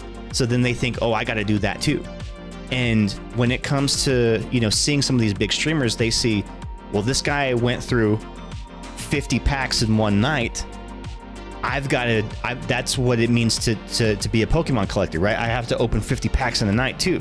So then people are going to, you know, do whatever it takes to get those packs. They're going to buy scalper prices. They're going to, you know, stock distributors and follow them home from their house to their job, and see when they put stuff in on the shelves. They're gonna see a kid who is buying his first pack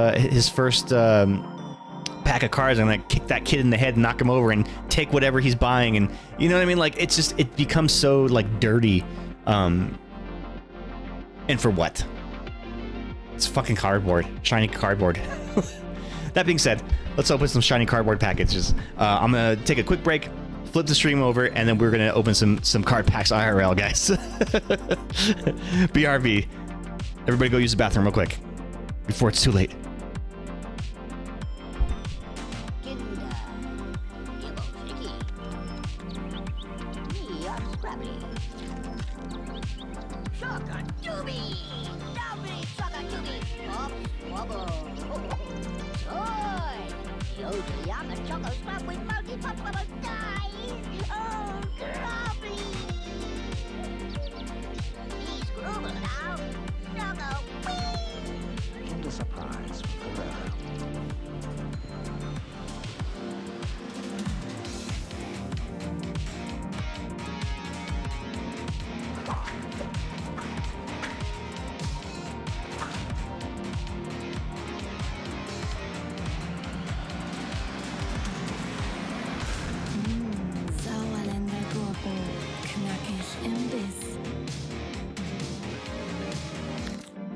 Mighty Max, Mighty Max! It's Mighty Max! Welcome to Skull Dungeon. Wow! Mighty Max! Smasher, get up! Your brain donor is here. Me want brain. No way, slime face. Whoa! Watch out for that first step.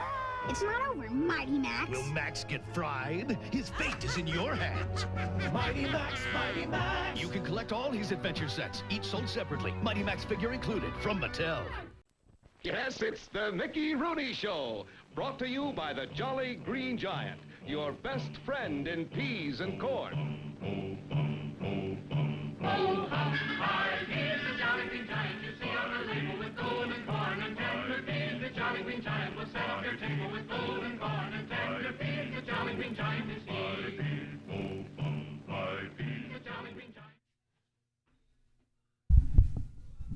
All right, welcome back, everybody. Hope you all were able to make it to the bathroom. You pooped your pants? Oh no. Well, we all couldn't be so lucky, I guess. All right, so let's open some packs. What do you say, gang? What did I miss? What did I miss in the chat? You guys just talking amongst yourselves.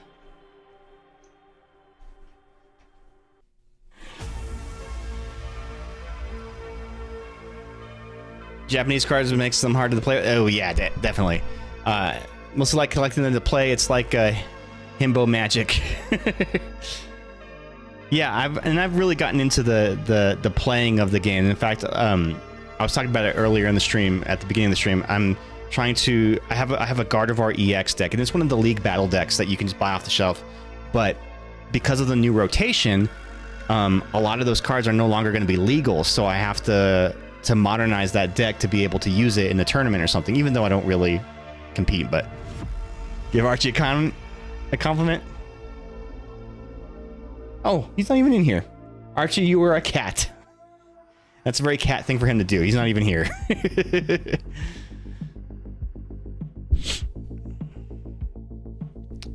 You do like English copies of cards for play if they're useful for the... Yeah, exactly. Like you can't use like the other language cards in tournaments either. I think it's... Which makes sense, because it's like you could just make up what it says, right? Unless you have the actual card to reference, then... But then if you had the actual card to reference, you would have that card in your deck. All right, let's crack this bad boy open, gang. What do you say? I've had this on the shelf for a couple of weeks, but it looks like there's a 151 pack in there. I don't know what the other packs is. These are really great value. So they drop these on Amazon pretty semi-regularly, like maybe about once or twice a week they have a restock of them. But it's 3 random booster packs, 2 trick or trade packs, and a random foil card. And it's usually like a promo card or something. For $12.40 on Amazon. $12.45. So it's a pretty good deal. You are a cat. I like giving genuine compliments. I appreciate that. Just me airing my blooming waters related trauma, dude. And that's been the thing that I have been able that has been eluding me too. Like, I've been able to get lucky on restocks online and stuff, or even in our local town. You know, we caught a couple restocks, and so like I got some Journey Together stuff. I was able to get a pre-order of a Destined Rival ETB. So like I'm feeling good. But I really want that Bloomin' Waters set, just because 151 is like the greatest set. I think it's probably the best set in the Scarlet Violet era, so far at least. But man, I cannot find those anywhere, at least not for a good price. Everyone is just marking those up like crazy. Do I sell my playmats? No, actually. I was thinking about it. So I do have a merch store. Actually, I don't know if I have it on here that it'll play it. Yeah, okay. The merch store is not on this scene. Let me do this real quick.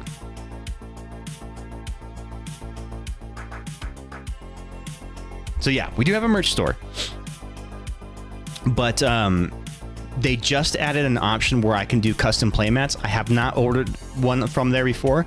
I have not, listed one yet. But that would be interested to see if that's something that I can start doing. Does a partner ever come on the stream? We used to stream all the time. It was the two of us. In fact, we had the whole setup and everything with 2 cameras and whatnot. But she slowly kind of didn't want to stream anymore. So she'll pop in every now and then and say hi. But as far as like starring on the stream, not anymore. I think she's kind of lost interest in streaming on that front. Oh, is the merch command not working? Let me see if I can make it work. Huh. It should be working. A one-man show now, I know, right? Oh, you know what it is? I think I accidentally never kept the merch command when I switched over to Streamlabs, because I don't see it on here. Whoopsie. Okay. Remind me to redo that at some point. Remind me to re-put that on there. How does this overhead camera look? Is it looking okay? Is it a little too much? I feel like I can never get it right. What's the most embarrassing thing that's ever happened to you? Oof. I don't know, man. I've had some embarrassing moments for sure. Like, I've never had like one of those things where like I accidentally like someone pantsed me at school or something, and then I'm just sitting there naked. And that was the one day I didn't wear underwear. But I can't think of anything like super embarrassing.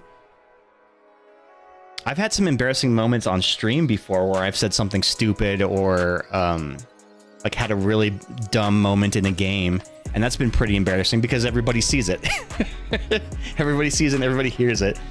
But as far as like one in my life, I can't really think of anything in particular.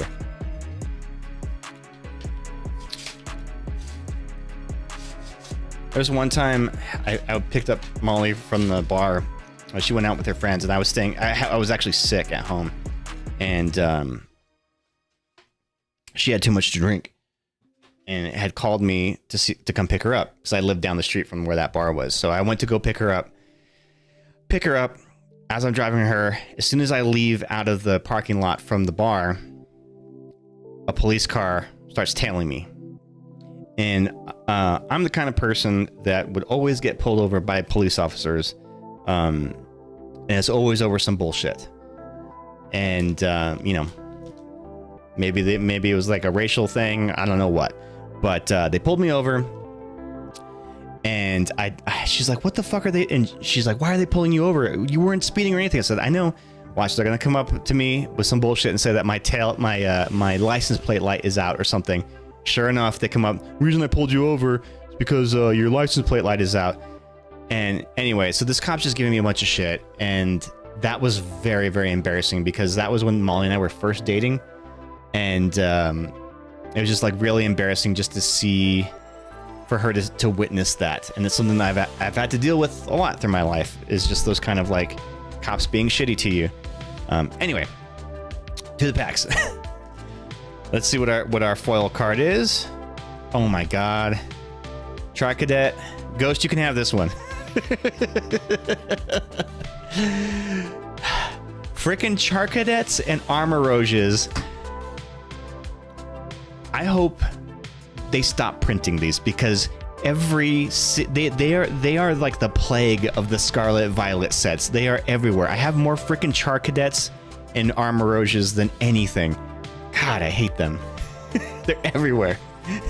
She's secretly happy. All right, so we got Trick or Trade. We got a 151, a Paradox Rift, and a Scarlet Violet base. Hell yeah, not bad. We're gonna save that 151. Oh, and get this, guys. So I got a mini binder. It only holds, I don't know, probably like 100, it's like 90 or 100. And I'm going to do a Halloween Trick or Trade master set of all the different years. So 2022, 2023, 2024, and then this year, 2025. That should be enough to complete the whole binder, because there's only 30 cards in each Trick or Trade. So yeah, I'm going to have fun putting that master set together. Now, the funny thing about those master sets is a full master set for each of those is worth less than $3 for the entire set. But it's just a fun little thing to do to make a binder. It's like a little binder challenge. Do you guys now all know each other IRL? Well, Ghost and Scraggle, I know IRL. But Bad Taste, we actually met through the stream and has slowly become one of our mods and a good friend. So yeah, like, I don't know, we just meet people all over the place through streaming. I feel you on the bullshit cop interactions. I've always had bad luck with that crap too. I know, it sucks, right? Yeah, why are they so prolific? I've never been pulled over. I always have a story in my head of what would happen. Oh yeah, knock on wood. Know your rights too. Know your rights. Yeah, he's my girlfriend in Canada. All right, let's kick this off with the Paradox Rift. All right, quick. If anybody knows off the top of their head, what's the big chase card in Paradox Rift? Is that the Walking Wake or Walking Bolts or something? Raging Bolt. Oh, that's cool. Is it rare to have a newbie like me come in the stream? Whenever Molly and I were streaming together, we were actually in more regular, like we were doing 3 days a week.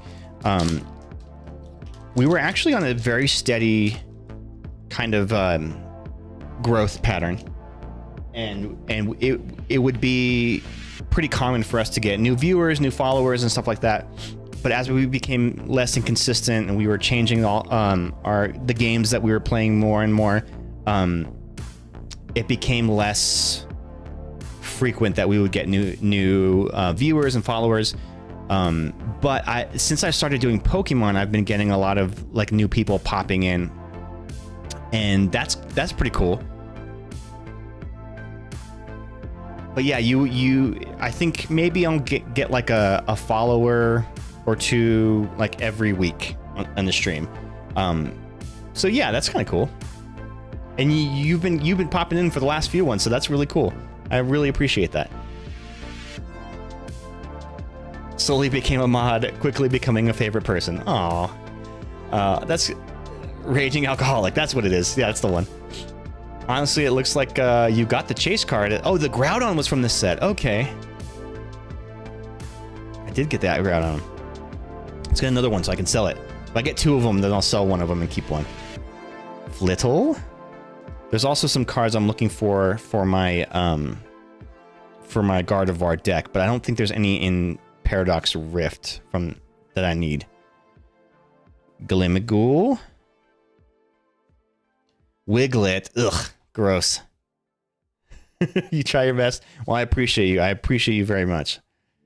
I appreciate all you guys. Cyclizar. Oh, Simsear. Oh, cool. I like Simsear.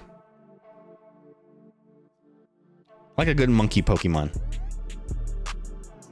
Altaria EX and Rory Moon EX are also... those are the ones, right? Yeah. Crobat. Nimble. The reverse holo. Nimble. Miltank, let's go. I think Miltank is Deep Pocket Monster's favorite card, right? He's always talking about Miltanks. Because they're just so utterly cool. Ooh, Zacian. I put some holo Zacians into my Melmetal deck.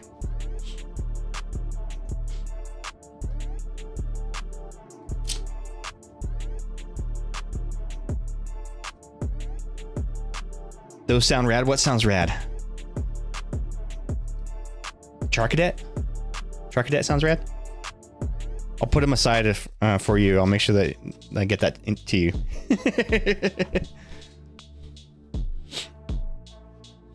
I'll tell you, and Roaring Moon. Utterly cool. I love a good pun. That's why I like whenever Nate's in the chat, because he always has a good pun. He's always got like, he's locked and loaded with a pun at all times. He's got good dad comedy energy. All right, let's see what you guys posted over in the chat. Oh, you got the gold card. Sweet. Yeah, so they did gold versions of all of the basic energies. I have the electric one, but you've got the grass one. Cool. Those are actually very rare because, look, you can see it's a 3-star rare. Those are very, very rare. Even though they're not, like, worth a lot, they are incredibly hard to find. Holy shit. Wait, was this all from one pull? Or have you just been collecting Clodsires? Oh my god. Get out of my sandwich. It's like a mushroom. Oh, wow. I just looked up what Altaria and Roaring Moon do, and they're both really good. Oh, for the TCG? Cool. Gonna use that as a side to make a leaf deck to fight your electric deck. Oh, no. You've been collecting them. Okay, I was like, damn. Well, you know what you gotta do now? You gotta make a Clodsire deck. Yeah, you gotta make a fully fledged Clodsire deck. I heard you like Clodsire. Cash that in for a different color. The box was called Oops All Clodsires. Oh man. I love that the Oops All whatever has become like a running joke. Like, I'm glad that we're still keeping that alive. All right. Before moving on to the next one, we're gonna pepper in some journeys togethers. And Scraggle, you're looking for that Iono's Belly Bolt, right? You know what I should do? I should rip a bunch of Journey Together packs and then build that Belly Bolt deck first.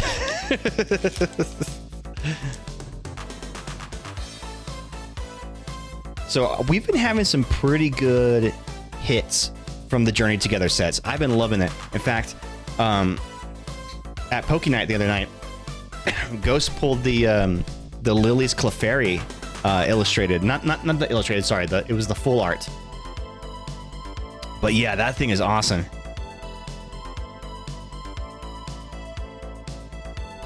Clodsire deck was in the works. That was Poison Deck 1.0. Dang, rude.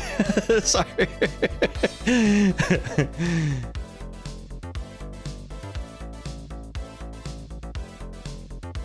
Qfant. Oh, and I haven't seen a lot of the arts from this Journey Together set, so this is all very, very like new to me.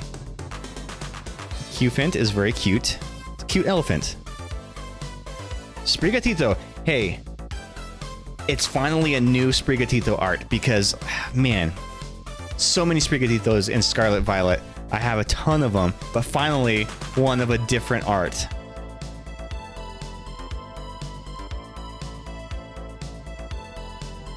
Hops's a Silicobra. This is a little Silicobra. Turf marker. Search your deck for a stadium card, reveal it, then put it into your hand, then shuffle your deck. Ooh, that can be handy. Getting a stadium card right off the bat. Sprigatito, you and I know. Fungus. Ooh, I got the what does he evolve to? The EX version? I got that on the last stream. That was the last card I pulled. Sprigatito is actually really good in TCG Pocket. I put it in my Venusaur deck, and it helps get your grass Pokemon that fast. Ooh, interesting. Redeemable ticket. Count your prize cards, shuffle them, and put them on the bottom of your deck. Then take that many cards from the top of your deck and put them face down as prize cards. Oh, hey, that can be handy. Although you might be putting something else that you need back into your deck. Sneaky little slithery little snake. Sneaky snake. Fungus looks like he's saying uppies. Oh, he is. Fungus Amungus.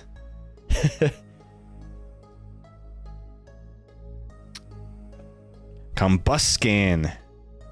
And this was a starter too, right? He was one of the Gen 8 starters, I think. I don't know. I don't know a lot of like the gens. Hoenn, okay. Gen 3, okay. Yeah. From like Gen 3 through Gen 8, I don't know a lot of them. But I'm getting better. Alolan Golem, everybody say that 3 times fast. Alolan Golem, Alolan Golem, Alolan Golem. It's really hard to say. Durant, Reverse Hollow. Combuskin is a big chicken penis. Yeah, he literally looks like a chicken. And like when he's just standing there regularly, it looks like a dick in balls.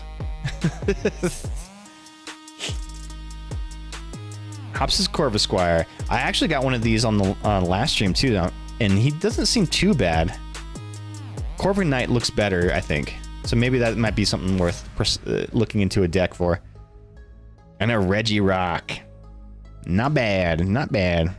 Rock Armor. If this Pokemon has an energy attached, it takes 30 less damage from attacks. Cool.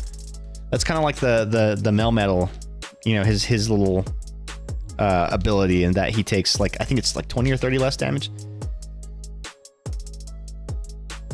Be nice to the little fried chicken, but his stage 2 evolution is one of the best Pokemon in the video games. Blaziken. Oh, that's right.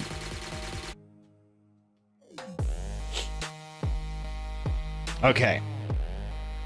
Let's do this Scarlet Violet base, and we're looking for the Miriam card. Or Scraggle, that's what he's chasing. Either the full art or the illustrated rare. Watch me pull it. Can you imagine? Can you imagine what the odds would be talking about it and then actually pulling it on this pack? How crazy that would be?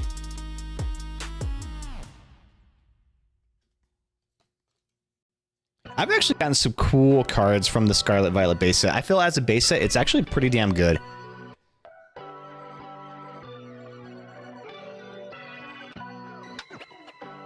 Energy Retrieval, always handy.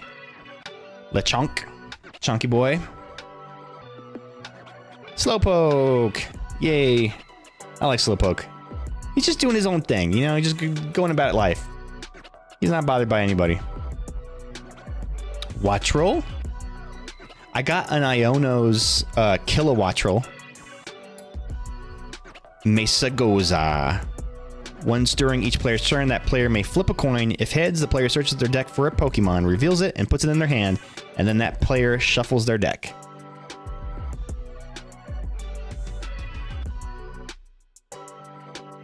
SV base set I'm trying to master in Japanese. Oh, hell yeah. Oh, Drifblim. So, Drifloon in the Gardevoir deck is kind of OP. Especially if you put, in the IRL TCG game, if you put a defense band on him, so it raises his HP by 50, move damage counters to him from the Gardevoir, you can put a lot on him so that when he swings his attack, he does more attack damage with the more damage tokens he has on him. He can do something like 100 and something damage for only 1 energy. Hey, Tiltaloo!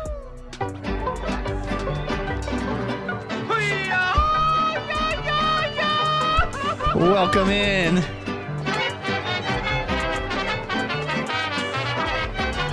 What is up, Tiltaloo? Welcome in, Raiders. How are you all doing tonight? This is SpectreVision. I am Londo. Let's watch a clip over here. You know what? The clips have not been working lately. I'm wondering if there's maybe an issue with this. I'm gonna have to like check it out again. I don't know why the clips haven't been working. The last few shoutouts that we've done have not worked. Yeah, I don't know why. I'm wondering if it's something wrong with like I think Twitch like changed part of like their API, and so a lot of these plugins and stuff haven't updated to reflect that, and so like they're not functioning properly. But anyway, thank you for coming in, Tilda. How are you doing? How was your stream? You were playing some Choo Choo Charles. How do you like that game? I've heard mixed things about it. What I do like about it is it's basically a ripoff of a Stephen King character called Charlie the Choo Choo from the Dark Tower series. Super cool character, and it's like a I don't want to spoil too much. It's a possessed monorail train, but yeah, that's what this is, right? You're kind of like doing tasks and stuff, and you're being hunted by like a demon train or something. That seems pretty cool. Well, Raiders, well, thank you for coming in. Again, Tilda, thank you for bringing your friends over. This is Spectre Vision. We are doing some Pokemon cards. So yeah, we're opening some IRL packs. We just started opening a Scarlet Violet base set pack. We've got a 151 here, and we just opened a Journey Together pack too. So yeah, do you guys collect Pokemon cards? If so, like, what are you thinking of some of the new sets so far? The Journey Together set dropped, I think, it was about 2 weeks ago, I think now. It's been out for 2 weeks, and a lot of cool cards we've gotten in there. No big hits tonight yet, nothing too good. Some decent like reverse hollows, but nothing too fancy. Oh, thank you for saying so, Armord. So yeah, so let's see what else we got in here. Defense band, sweet. I was just talking about this. Oh, I wasn't thinking about defense band. I was thinking the thing that raises your HP. I forgot what that was. 328 was the launch. Okay, yeah, so it was, yeah, two weeks ago. Tarantula, reverse hollow, bravery charm. That's right. Thank you. Oh, guys, we got a hit. Shit, Tilda, you're good luck. We got the Scovillian illustrated rare. Let's go. Look at that. Very nice. Kaiju pepper, exactly. Look at him. That's so cool. So he's like a two-headed pepper. There's like a red pepper and a green pepper. It's from Hatch. Oh, so cool. And then the Halucha. Oh, it's a hollow one. I'm gonna add him to my Zapdos deck because I have Haluchas in there, but they're not hollow. So this is cool. $5 for that Scovillian. Hell yeah! Retirement. Here we come, baby. I can't wait till I can retire. Oh, you know what? I need to use the exact fit sleeves for these. Oh yeah, you were using the Haluchas, huh? Yep. So I used the Haluchas to do some damage coming in off the bench because he has a really cool ability. When you play this Pokemon from your hand onto your bench during your turn, you may choose 2 of your opponent's bench Pokemon and put 1 damage counter on them.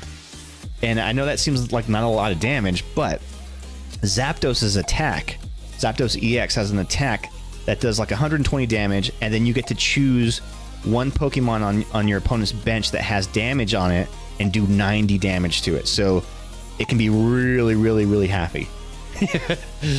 About 350. I can't hear someone say the word come anymore without thinking about yeah, that's how it goes. So I was playing, and I forgot what the Pokemon is, but there's a Pokemon, is a basic Pokemon, a little water guy, and he has an ability that prevents any damage to your benched Pokemon from any attacks, and it basically just neutralized my Zapdos completely. But I still ended up Manaphy. There you go. Alex had that sitting on his bench, and it was like my nemesis. But I still found a way around and barely clung on, and ended up winning that match. But we went down to the very last prize card for each of us, so it was like it was down to the wire on that match. I have that deck. An important note about that: you have to play it from your hand. There are nest balls on the deck that can fetch it from the deck and put it straight to the bench.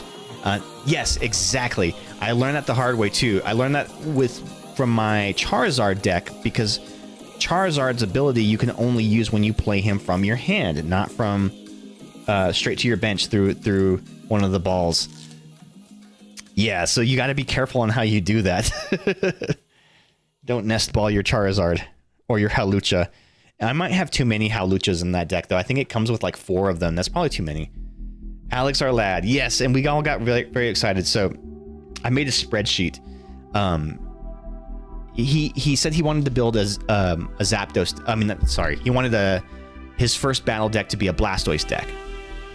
And he looked one up online, but the only ones that they sell out of the box are the Blastoise V decks, which are kind of old. They're outdated. They're a little pricey because they're out of print.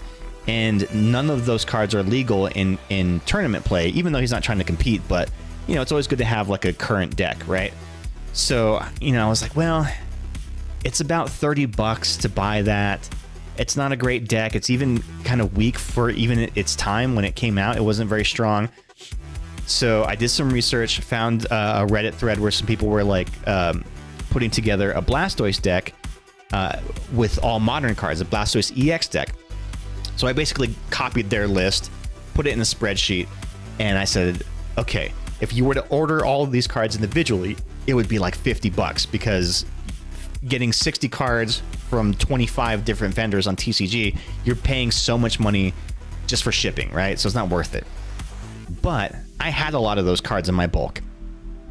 So I reached out to Ghost and to Scraggle and said, all right, everybody look through your bulk, see if you have these cards. And sure enough, we've had pretty much most of those cards. And the ones that we didn't, we just went ahead and we just like filled in the gaps, right? But yeah, so we all got really excited at the challenge of building a friend of ours' first battle deck. And it became a really fun activity that we all kind of like pitched in with. And I built the spreadsheet and everything. And I've actually been using this spreadsheet as a template.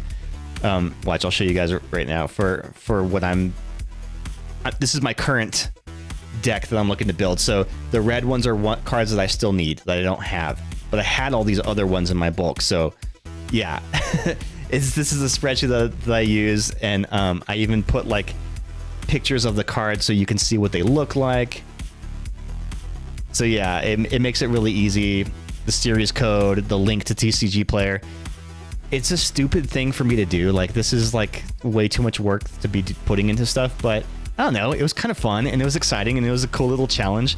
It's super nerdy, but you know, it was cool. And I felt really cool afterwards, after we all like did it successfully and we built the deck. We were like, yes, challenge complete. We did it, gang. We did it. Are you familiar with the optimized function on TCG Player? Yes, I am. And even optimizing it, it still was really expensive. It knocked it down from $80 to $50. Yeah, it even with open condition, open printing, like it still was not lucrative enough. But we were able to pull our resources and get it together, and that was far more fun, I think. So next time we have a Poké Night, hopefully all of those cards will have come in that we had to order singles of. But we're gonna help him assemble his first deck, and I think Ghost has some sleeves and a deck box for him. I've got some spare damage counters, so we're gonna hook him up, and he'll have his own Blastoise deck to be proud of. It actually seems like a pretty strong deck. It just has a very strange mechanic. So the way that Blastoise EX, and I don't have a Blastoise EX, so I can't show you, but it's the Blastoise EX from the 151 set. And the way that it does damage is you can discard energy cards from your hand, and if you do that, it adds more damage. So you can't attach energy to him and then discard it. It has to discard straight from your hand. So it's a very interesting mechanic because you're basically just burning energy. So you have to build around that mechanic to pull energy back from your discard pile into your hand. And it's all kind of tailored around that mechanic. But if you can figure it out and you can get it going really well, you can actually do some massive, massive, massive damage with that Blastoise. So I think it can be a pretty cool deck. Oh yeah. Okay, you put it in the Discord. Yeah. So this is the Blast. This is the illustrated rare. But so first off, he takes 30 less damage from attacks, which is already, he's a beefy boy at 330 HP. So like this thing is a tank. twin cannons, 140 damage times discard up to 2 basic water energies from your hand. This attack does 140 damage for each card you discarded in this way. So he can do 280 damage, which is freaking insane. 280 damage on one attack. That is nuts. Everybody needs a project. Deck building satisfies that. Exactly. It really does. And again, like, it just felt really cool that we were able to come together as a team to assemble a deck for somebody. So yeah, that's exciting. And he was very, very appreciative about it too. Like, he texted me, he's like, you know, it's so cool to be able to have friends like you guys. And we're like, hey, man, we're lucky to have you as a friend. And I said, consider this the initiation into the Poke Club. And then I was like, maybe I should make some badges or something. And then I started thinking, what if we designed our own badges and like 3D printed them? Come together. 3D printed these badges, and then those could be things that we like win from each other. Like, okay, I beat you, so you got to give me your badge. Or I don't know. That could be silly, but I don't know. Sounds kind of fun. And maybe I can make one out of the Spectre eyeball. Model it after that. Okay, let's do another Scarlet Violet base set. We're looking for that Miriam card for Scraggle. And then anything on my list, which I probably won't find. I don't know if there was one in the Scarlet Violet base set that I was looking for. I think one was Paldea Evolved. One of us. Yeah, it's like we're gym leaders, exactly. Where we have our own little gym badges. I like it. I would never have a badge. No, yes, you would. You're winning some matches, right? I feel like you beat me before once. Actually, you and I didn't play on the last night. We played everybody else but each other. You have no... That's a good question. What would be your gym badge? Ooh, yeah, that's a good question of the day. Your badge would be a miniature dwarf. It would look like a little dwarf. It'd be the dwarf badge. Like, and it would be one that you sculpted yourself.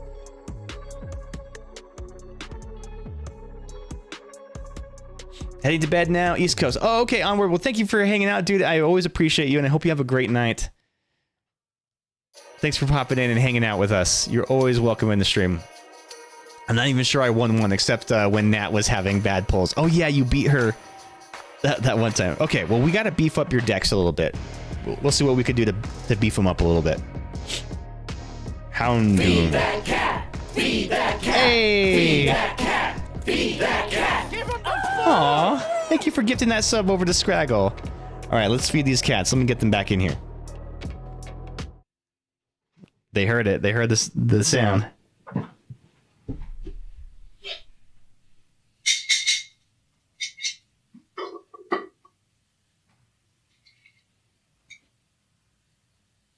Keep running. That's what you... Yeah.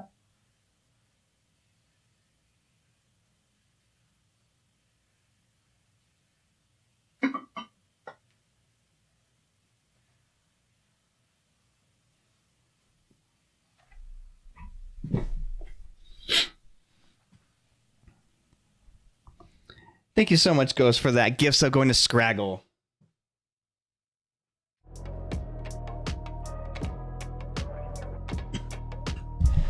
All right.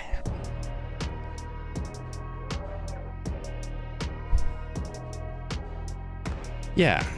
All right, Fido. Oh, did you see? Oh, I didn't send that to you, did I?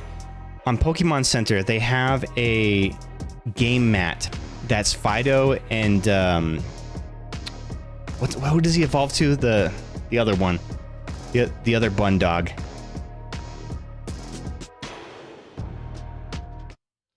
Yeah, Doxbun. It's a mat of them, but it's actually like cut out around them, like shaped around them. So it's not just a square, rectangular mat. It's like cut to their shape. Super cool. I saw it on Pokemon Center. I saw it, I cried, and I talked myself down from purchasing. Pachirisu. This Pokemon can't be paralyzed. Pachirisu is actually pretty good in the TCG Pocket.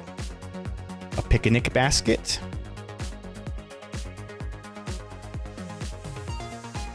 Yeah, and that's the thing about Pokemon Center is like nothing ever goes on sale there. So the stuff that they've had on there for a long time, it's never going to go on sale. Hey, Reverse Professor's Research.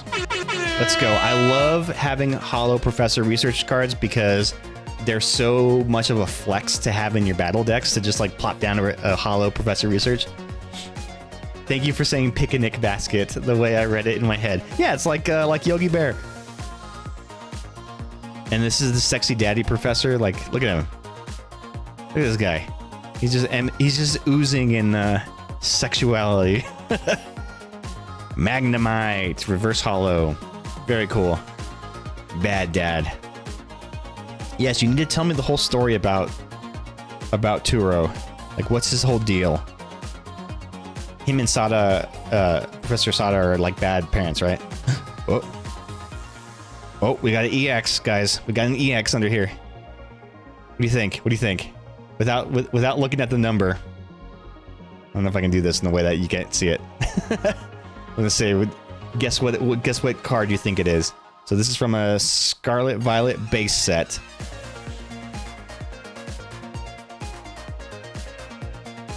Gardevoir EX.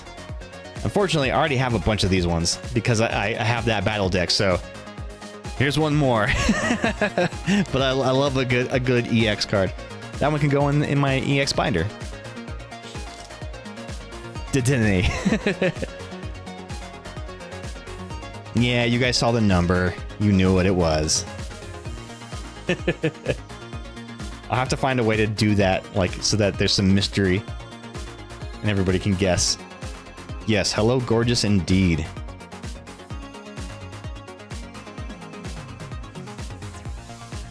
Very nice. Gardevoir EX, super good card, and I'm really excited to get this deck modernized and see how well it plays.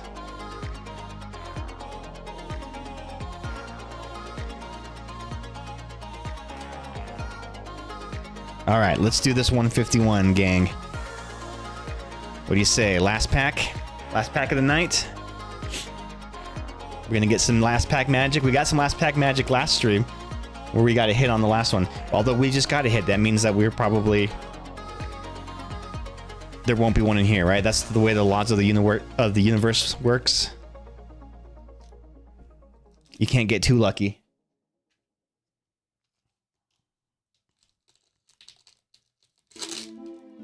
Yeah, so right now my Charizard deck is legal. And then soon I'll have my Gardevoir deck legal, so I'll have some legal decks if I ever want to go, you know, into a tournament. But I also think it's cool just to like yeah, you know, we're playing with older cards and whatnot. We have like some V stars and V maxes or whatever, but it's cool to have just like a current deck just so that you can test it too. My past therapist once said, "The universe doesn't give a fuck." Ride that high, live it up. Okay, fair enough. Believe in something. Doduo. I still need a Dodrio for my 151 deck, my Gen 1 binder. Tentacool. Actually, I'm gonna pull all these guys to the side so I have them in my Gen 1 binder box overflow. Rattata. We're all just caught in the Rattata race of life. Squirtle! Shit, this is one of the Squirtles that we needed for Alex's deck. I only had one, but here's another one.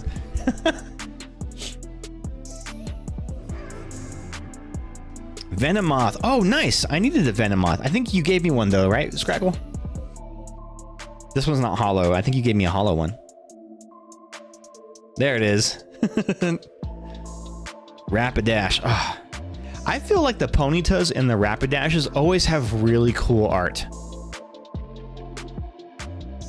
Like, it would be cool just to do a whole bunch. Like, I should have done like a whole page spread in my binder for Ponytas and Rapidashes just because they're so cool.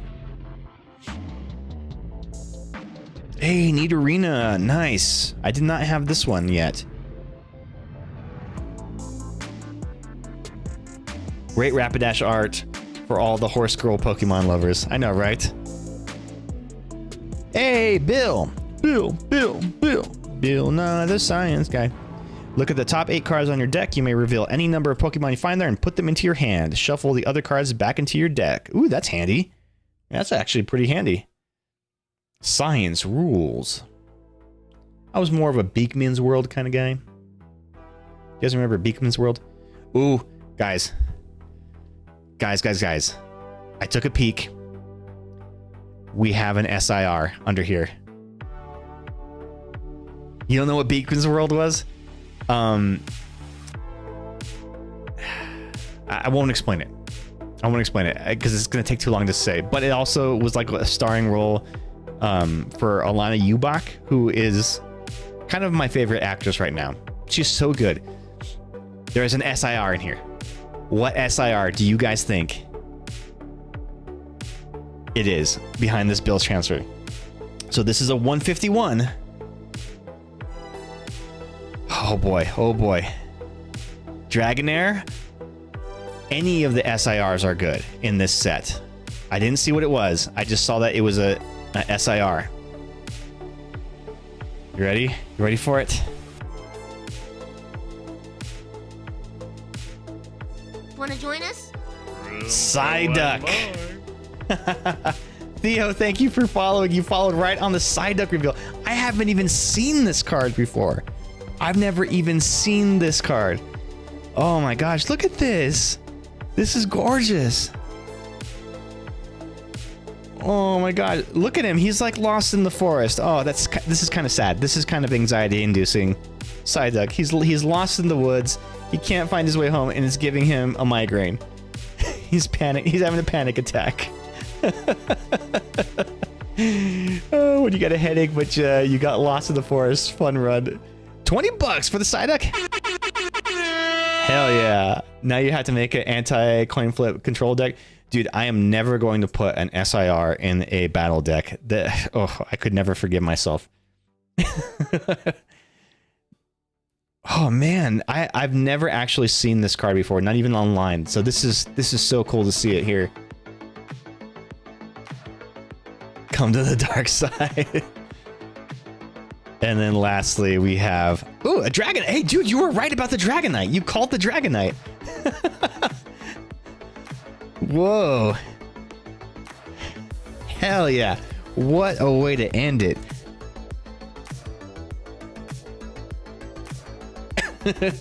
You were like, there's going to be a Dragonite there. Now, it wasn't the SIR, but it was a Dragonite for sure. Play the pretty cards. It's so cute. I love how they did the stairs. Oh, those are stairs. I didn't even notice that. I just thought he was on like a trail. Yeah, you're right. Oh, poor little guy. He's having a rough time. Hey, I bought a single of one of those because I needed it for my deck. That probably doesn't work. The Dragonite? You're building a Dragonite deck?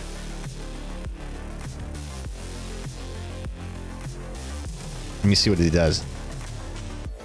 Jet Cruise. Your Pokemon in play have no retreat cost. Ooh, handy. So then why does he even have a retreat cost on him?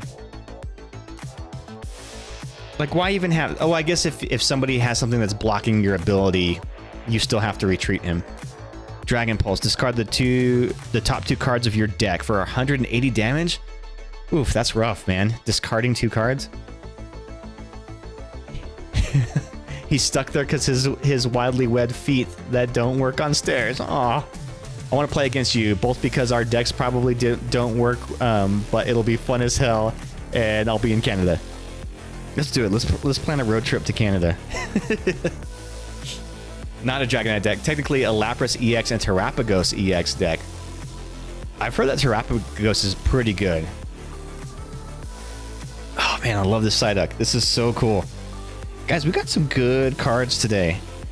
We got some good cards. So we opened 4 packs? No, 5 packs. All right, so let's do a recap here. So of the shinies tonight, we got the Professor's Research. That's probably going to make its way into one of my battle decks for sure. Just because I like using the holo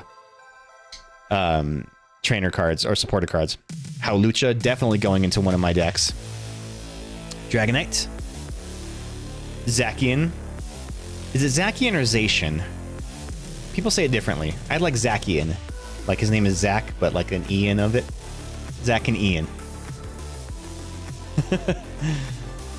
That would be fun as hell. I'll save actually pretty good steel deck for. Oh, okay. I'll bring my chart. I'll bring a fire deck for you. Bill's Transfer. Miltank. Magnemite. Nimble. Durant. Charcadet, the Cosmo Hollow. Do you have a Cosmo Hollow of him, Ghost? Torantula. Hops's Corvus Squire. And a Regirock. And the big hits of the night are the Gardevoir EX, super good in the battle and in the actual battle scene, the game, the actual game. She wants more though. The Scovillian special illustrated rare. And the Psyduck from 151. That is a gorgeous card. Oh, I feel so bad for him. He's just having a rough day. He's having a rough ducky day.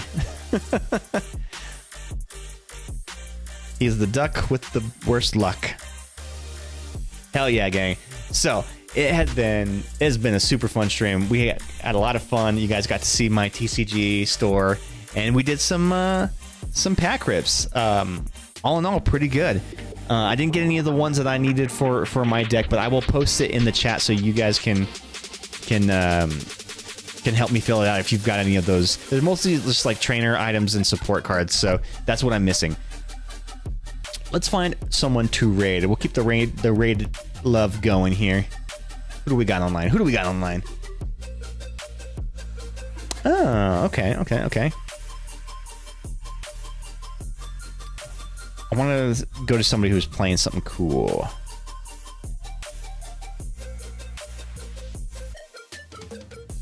Ooh, this guy's playing some Jackbox party games. Let's go rate him. This is Mustachio Mike RVA. So y'all, I hope you guys had a good time. I had a great time. We will be back again Thursday night, and I won't be working this Friday, so I might go a little bit longer on the stream. So yeah, catch us 7 p.m. Mountain, 8 p.m. Central for the stream next time. Until then, so long, fuckers. Have a good night. Stay tuned for the raid. Bye.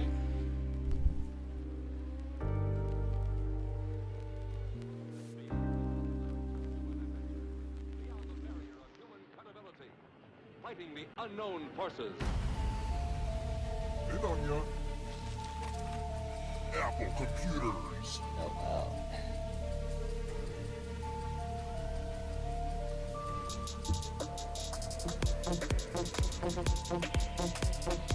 Whoa! 1 second.